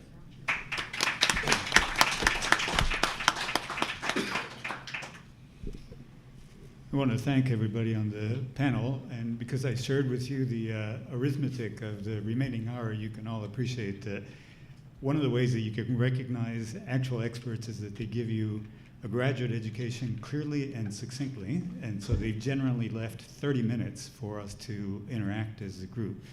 So I'd like to invite you to take advantage of the expertise that you just heard a small sample of, to ask any questions, clarification, push the conversation farther. And I'll just thank you all again for giving me the easiest moderation job ever. The hardest part of this job is trying to cut off very wise people, and there was no chance that that was going to happen here today. So if you have any questions, raise your hand, wait for the microphone, and make sure that we know who you're directing your question to.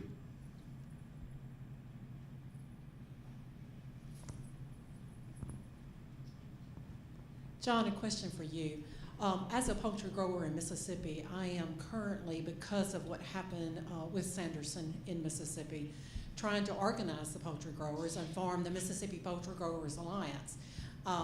Trying to find board members has been very hard, and I've been trying to find black board members, and here in Mississippi, where you think there would be plenty of black poultry growers, there are not.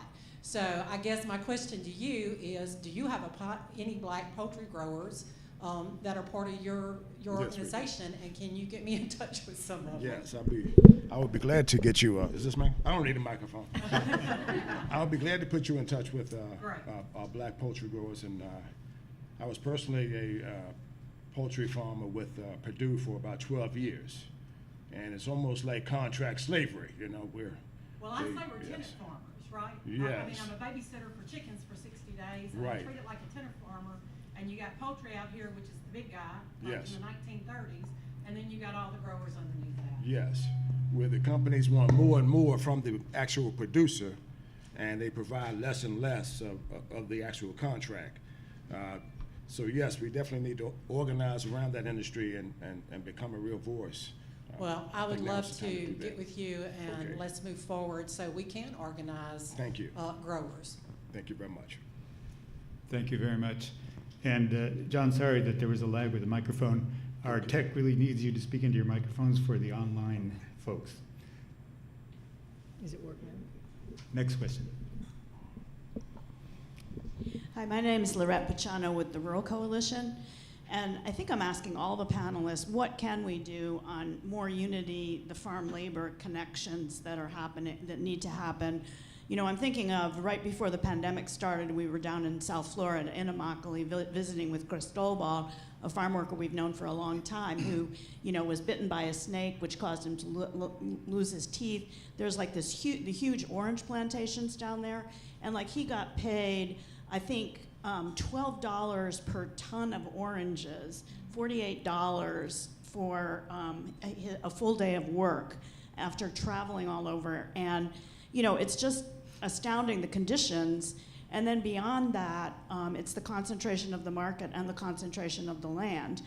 And then Barbara Shipman is one of my board members who was talking from Alabama, was one of the presenters talking about the competition in vegetables. And I was just down visiting her house in May. And, you know, she's a Gulf War veteran, she's an Army veteran, she's a 5th-generation farmer, and she lives in this very small community of Araton, which is where the cotton plantations used to be. They call it the Governor's Trail. It's where George Wallace was, and West Point Pepperell and all the textile people moved out, and now it's chicken houses. She has a chicken house right up the hill from her organic garden. She said, yeah, my husband was out in the barn, and I looked, and there was a huge 12-foot boa constrictor, and that snake had my husband's foot in its mouth.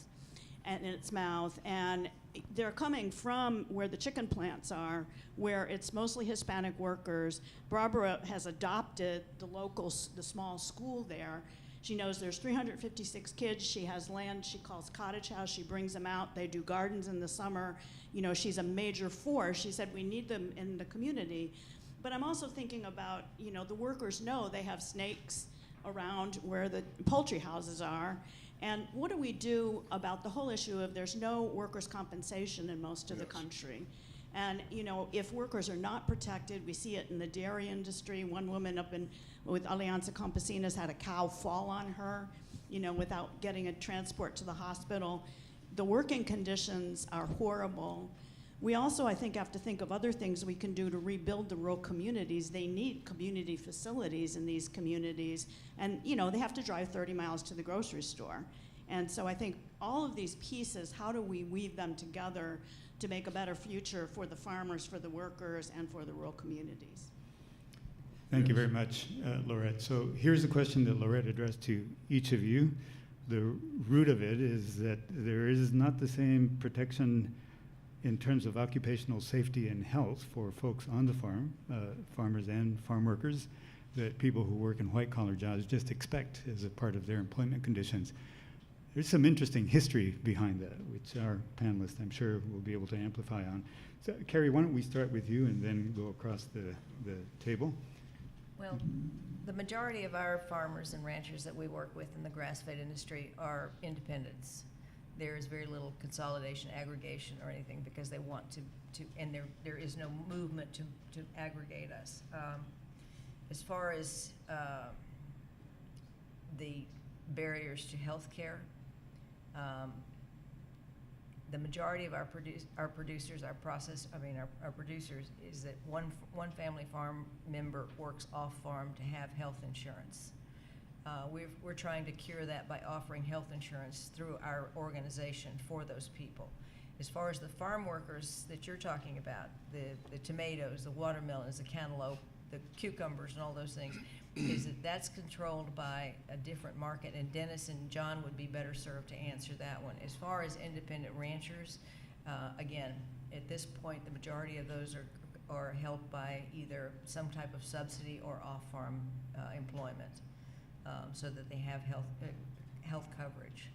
So, but as far as the other thing about consolidation is that one of the best things that AGA ever did when we started out was to get in touch with people like Barry's group, Joe's group, other groups, and we don't work in a vacuum. We're not a silo. We need to consolidate our forces together to make a better voice, because big ag is big ag for a reason, and we're all you know, trying to do this, and it's a funny little saying is that I don't want to be the Roman Empire because they're no longer, it was divide and conquer.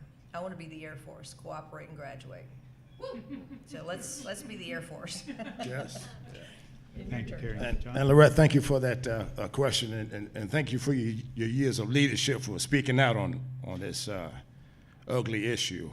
And the part that's difficult for these kind of discussions is we never get to the farm workers because we have all these other big, massive issues that we're faced with. We've got to do something in this country to get fair pay for farm workers that are out here doing the hard work. Farming is the absolute hardest occupation known to man. And the persons that come here to do the work, the seasonal workers, Hispanic, the migrant workers, whatever the correct definition is, we have to make sure if they do the work, their pay is equal to the work. Simple as that. And we have to make sure, we have to be the enforcer. It's not going to be the United States Department of Ag. It's not going to be some government entity. It's going to be people like me and you in this room to help make that happen. And I have to touch on the $5 billion debt relief that I missed in my talking points. Here we have, I worked on that measure, and the Red and other groups supported that measure that finally happened after 30 years of advocacy.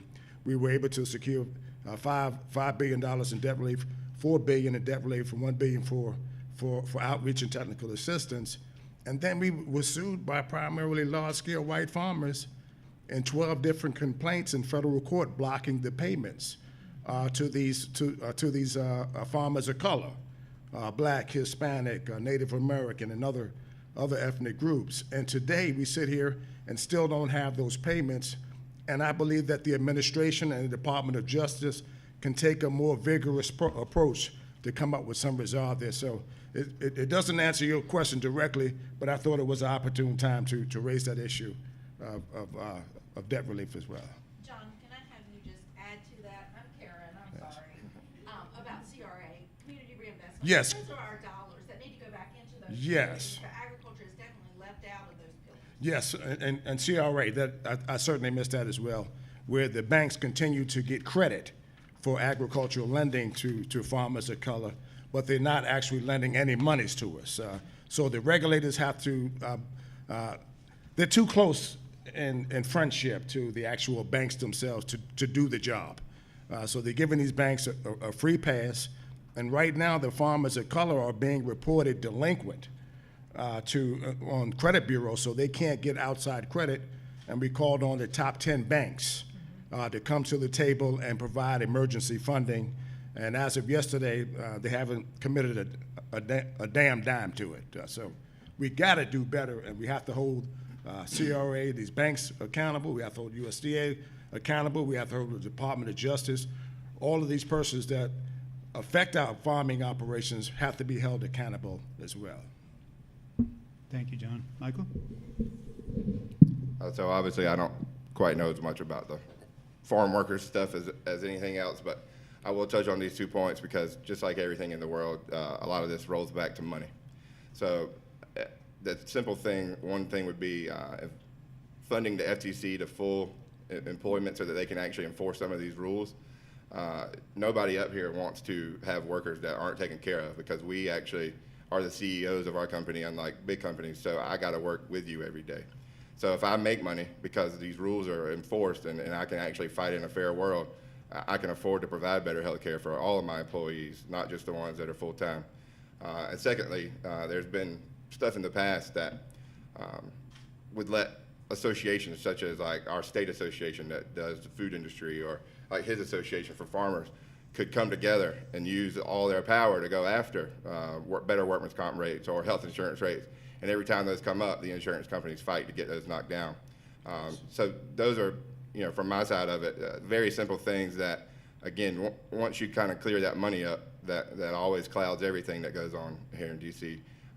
It allows us to have some power to, number one, afford it because the rules are enforced, and two, go together as a much bigger group of folks to get better rates for our workman's comp, for health insurance, for all the things that we want to provide to our employees, again, because we're the ones that, there's not a day goes by that I don't buy groceries in the grocery store. I mean, that's just the way it is.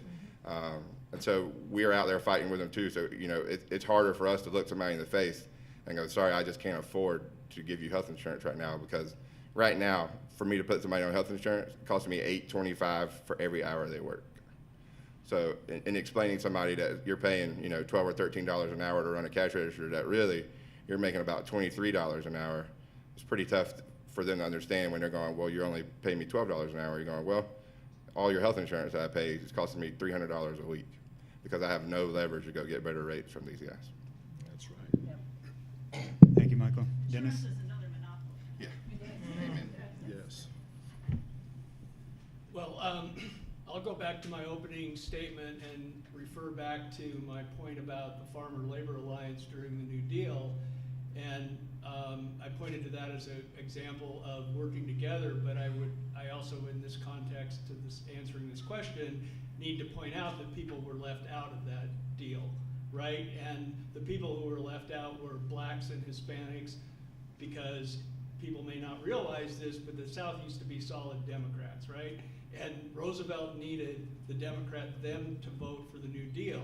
And the last thing that those Democrats wanted were black people organizing their workers on the plantation and organizing their house workers in the servants in the houses. So that was the dirty deal that was cut in the New Deal and left people out, and we're paying for that to this day. We believe that at UFCW, and my boss is also the president of the International Food Workers Union. My boss is Mark Lawrence, and the head of the meatpacking division of UFCW, and he pounds this into my head all the time. And our fundamental belief is that workers' rights are human rights as acknowledged and recognized in the UN's original Declaration of Human Rights as the right to organize a union. And that includes the right to freedom of association, to organize a union, and to bargain collectively for better wages and benefits free from retaliation. And this is the problem that we face today is almost most employers, I think I can fairly say in the United States, whenever someone starts to workers try to organize a union, there is a whole cottage industry that has developed around making sure of union busting and suppressing the rights of workers to talk to each other about whether or not they want to have a union and what are the pros and cons of doing that, and suppressing that debate and holding captive meetings. So one answer to this is the PRO Act, is the Protect the Right to Organize Act, is all the labor unions are rallying around that and trying to get that passed. We haven't got it done yet, but that is sort of our wish list of how you would fix the abuses that are going on that front. I also just want to tell a story about the Good Food Purchasing Policy that I mentioned, because in one of our cities, as we passed that ordinance, as I mentioned, there's these 5 value categories, including fair prices for, well, it didn't have, at that point, it didn't have fair prices for farmers, but farmers were part of it. But it had, we were able to get in there that one of the highest scores in the valued workforce category is a union contract. Well, as this ordinance passed and the word got out into the small farmer movement, there was kind of pushback of the small farmers saying, you know, look, we can't afford to pay, you know, $15 an hour. We're worried about it, this part of this policy that includes the right to organize and having union contracts.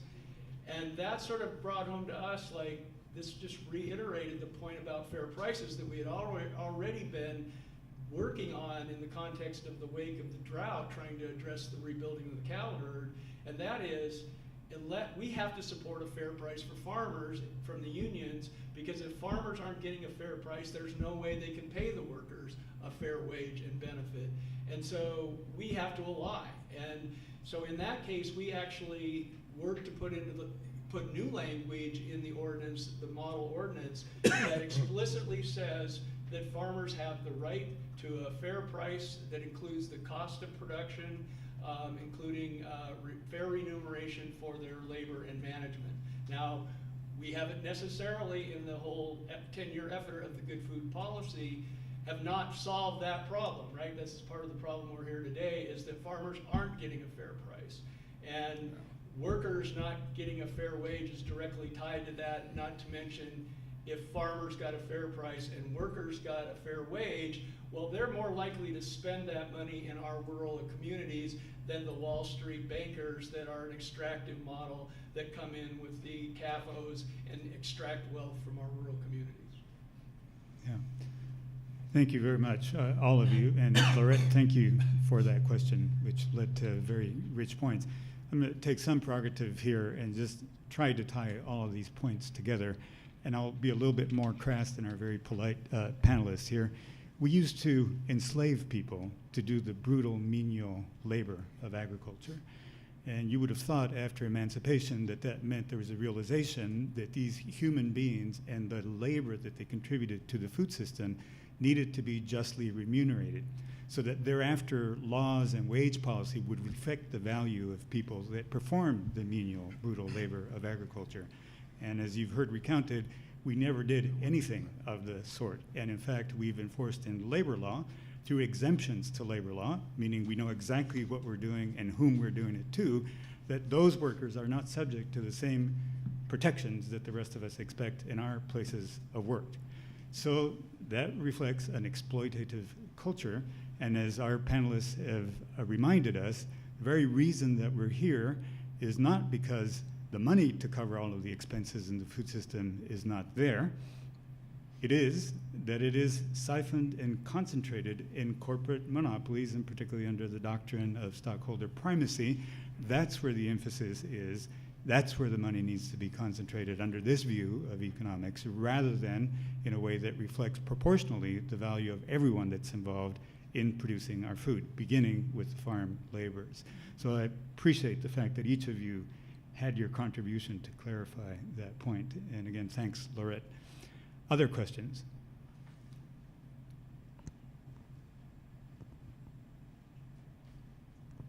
Thanks very much.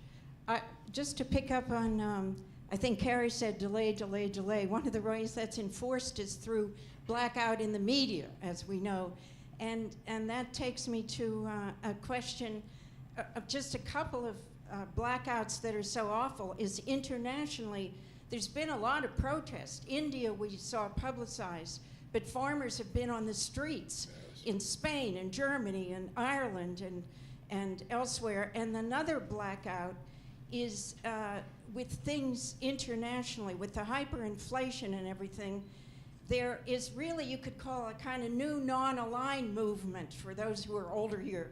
And I'd be so interested in anyone up here or in the room about, because different people have said we should work together. And this isn't a formal thing, but we have an emergency. I think we're facing world famine. It's not just infant formula and toilet paper. We have diesel shortages we're going to have. Diesel exhaust fluid is supposed to be going out this summer.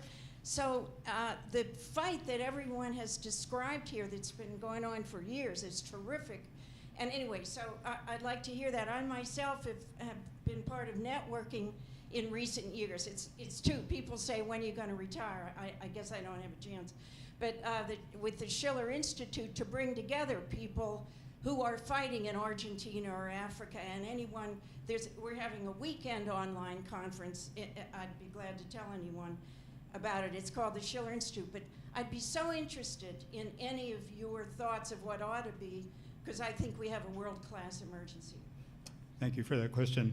And before we open up for answers here, I got the high sign here from our organizers that we'll make this the last round of answers, and then we'll close our event this morning. So, thoughts? Well, the positive out of the pandemic was that we started meeting virtually, and we found neighbors that we didn't know we had, and allowing people from other countries and other societies and everything else to communicate with us and us to communicate with them. Because the ability to meet with someone where you don't have to pay a $3,000 airplane ticket to go talk to them was very important. That's a positive. Joe and I teased on our way in this morning that we're no longer in the world of from here up. You know, it's all of us moving and mobilizing now. So that's been very important as far as meeting. And I agree with you that we're sitting on something that the consumer has no idea is coming, because they can still go buy chuck roast for $6.99 a pound. And we've got to keep them aware of the big picture. So John's a hell of a lot more eloquent than I am about it, but I agree that we're right on the edge of something. Yes. And thank you. And I'm coming to get you because you already got the fire. I mean, but yes, I think that the farm movement may wind up in the streets of Washington and some of the other areas with picket signs and things of that nature, because what's coming down the pike isn't something that we can control up here in this panel. The scenario that I described as a food crisis, and that's what we're heading for in this country. When things don't come out the end of the pipeline, that's what leads to getting others involved as well. We have to be able to touch and get involved the American public, the general people that go to work every day, to start to pay attention to this issue. And the minute we do that, I think you'll see some change and more action around some of the things, all of the things that we've described today. And one thing I want to thank the panel for is having a very cohesive a message today. I didn't know what you were going to speak about, but every panelist spoke about coming together and unity and bringing about some sort of change around the food industry. So the message is right, I believe the timing is right, and I think you're going to see it in the coming future. Yeah, just to touch on the COVID thing, I think it's, going back to the media, what we always thought was such an efficient system of running our food channels down, that it was, you had just enough, that made perfect sense in the regular economic thinking of everything's running, somewhat normal. When things become abnormal, which, as we know, could happen literally at the flip of a switch nowadays. It was Friday the 13th that COVID happened. I live in Savannah. We have a huge St. Patrick's Day parade. It was that Tuesday coming up. It got canceled that Saturday beforehand. So all these places had already bought food. Anyway, I say that to say all this, that we've shown that we're not quite as nimble in our food system as we thought we were, and it is a lot more fragile than we probably ever thought it was. There's never been a time where I ordered something and it took more than one. I get 3 trucks a week from a warehouse. If I didn't get it on one truck, it was probably coming the next. Now there's stuff I still got on the shelf that hadn't come in for months, just because it's not worth producing, because it's not in the top 10 things that that company might produce. And so it's sad that it took this for people to realize that there's problems that we've been trying to fight for literally decades now. And it wasn't just us, tooting our horns. We really saw legitimate problems that we were trying to fix before they became real problems to the consumer. And COVID's just kind of shown us that they were real problems and they do need to be fixed. Dennis? Yeah, I guess my response would be, again, going back to the New Deal for some lessons, right? Like it's, we didn't get everything right in the New Deal, but we got some things right. And one of the things we got right was supply management with a strategic grain reserve. Mm-hmm. And we got that driven home for us at UFCW, again, with the shutdown of these plants. So if people remember that, the drought started in the Southern Plains in 2011 and expanded to the rest of the country in 2012. And by that time, these beef plants were starting to shut down. Well, then we're going into 2013, and remember, the Farm Bill was totally deregulated by the neoliberals who have been attacking the New Deal from the day one, and they couldn't get rid of it because of the Depression. We needed it then. We had the political strength. They couldn't get rid of it during World War II because we needed the production for the war. But after the war, they came in under McCarthyism and called it command and control socialism, and they worked for 50 years to dismantle it, and they succeeded in the '96 Farm Bill to totally deregulate the Farm Bill and strip those last provisions of supply management out, the strategic grain reserve, the acreage set aside, the minimum price for farmers. All of those things had been watered down, but they were still there, and they were totally stripped. And that unleashed overproduction and drove grain prices to far below the cost of production. And Tufts University has crunched the numbers on that, and they added up the '96 Farm Bill for about 7 years. They figured out how far below the cost of production the feed grains were, and then they divided it up among beef, the industrial pork, industrial poultry, and industrial dairy. And if you add that up over that 7-year life of the '96 Farm Bill, it amounts to a $35 billion indirect subsidy to the industrial meat and livestock complex. And from a climate perspective, that was a disaster. Because if you go back to the 1970s when you still had most of that intact, we had probably 40 to 50,000 independent family farm feedlot operators in the U.S. out in the Midwest. And they were feeding their own cows, but they were all growing corn and soybeans, but they all had a sustainable pasture rotation in that rotation in either a beef cow herd or a dairy cow herd. But as the company succeeded in deregulating the grain prices to below the cost of production, it got to the point where Cargill could buy the grain from themselves on the market at below the cost, 30% below the cost of production, feed it to their own cattle in their own feedlots. And there's no way those farmers out on the countryside were paying the real cost of production for the fuel inputs and everything else. So what happened? They sold off those herds, and they plowed up those pasture rotations into more corn and soybeans that just made the problem worse.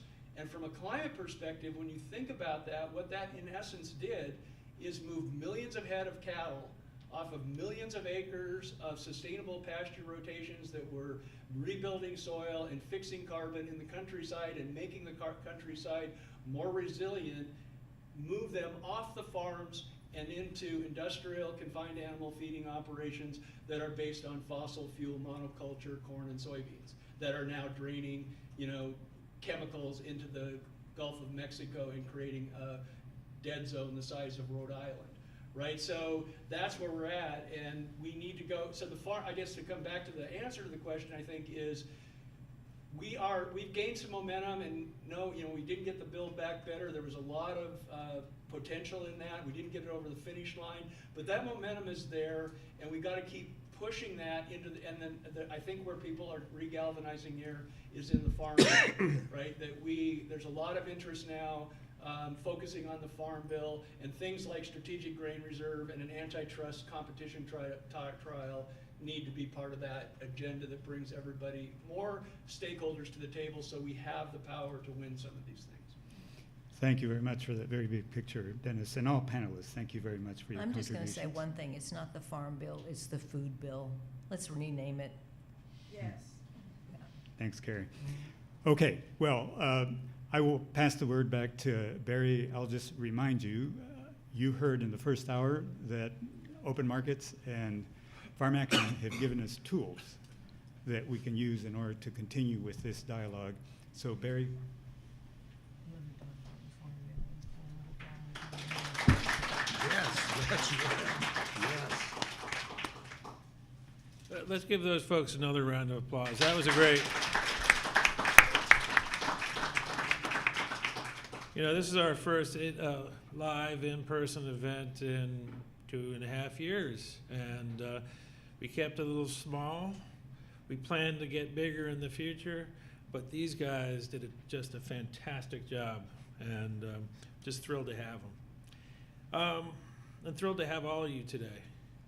Just so a little summary here. John Boyd earlier said that we are in a crisis. Yes, indeed. We see prices going up, up, up. We see supply chains breaking down. We see empty store shelves, empty of food. John also said they, and he meant big business, and the folks who work for them, the politicians who work for them, are dividing us. Amen to that. And I want to conclude with an idea for how the USDA can begin to repair that divide. Earlier, Trina spoke about the tournament system in chicken farming. Trina said they use the tournament system to pit us against one another, to pit us against one another. Let's do a little history on the tournament system. In 2008, Congress instructed the executive to eliminate the tournament system. In 2010, the DOJ and the USDA held all of these hearings and established rules to do a whole bunch of things, which included getting rid of the tournament system. In 2013, someone you may have heard about this person, Lena Khan. She wrote an article in the Washington Monthly called "Obama's Game of Chicken" about the tournament system. In 2015, John Oliver put the tournament system on primetime TV. It is 2022, Mr. Vilsack.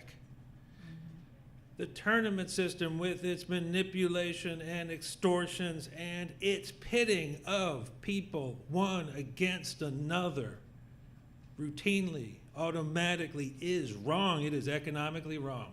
It is politically wrong. It is morally wrong. So too is the labeling system in our country. So too is the import regime in our country. So too is the retail regime in our country. So too is how we treat our workers. We don't even give them the liberty to come together and bring their labor capital together in the way that any capitalist can bring their capital together. That is wrong. It's strawberry season. You know, my dad grew up as a sharecropper in Florida, not that far from Immokalee. He sharecropped from an hour before dawn until an hour after dusk. He was picking strawberries. When I grew up, we didn't have strawberries in our house. Now my brother and I would say, Dad, those strawberries are awful pretty in the store. Can we buy some of those strawberries? And my dad would say, no, because I know how many drops of blood are in every one of those strawberries. Mr. Vilsack, this ain't about math. This is about blood. Yes. The blood of real people. And it is also about democracy. And the real people whose blood is at stake are getting together to help you solve all of these problems. Mr. Vilsack, your president has asked you to fix these problems. He instructed you to fix these problems. We're here to help. We're here to work with you. You can be a hero. You will be a hero. We know it. We trust in you. Anyway, I want to turn it over real quickly to Angela. I'm going to clap on that one. Thank you, Barry. I just wanted to again thank everyone for attending, and a special thank you to all the folks a little bit more behind the scenes, handling the logistics and the technology for today's event. We really appreciate it.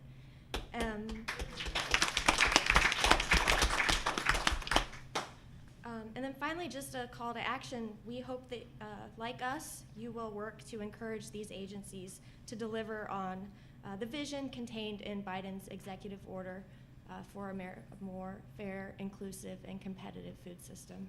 Thank you. Yes.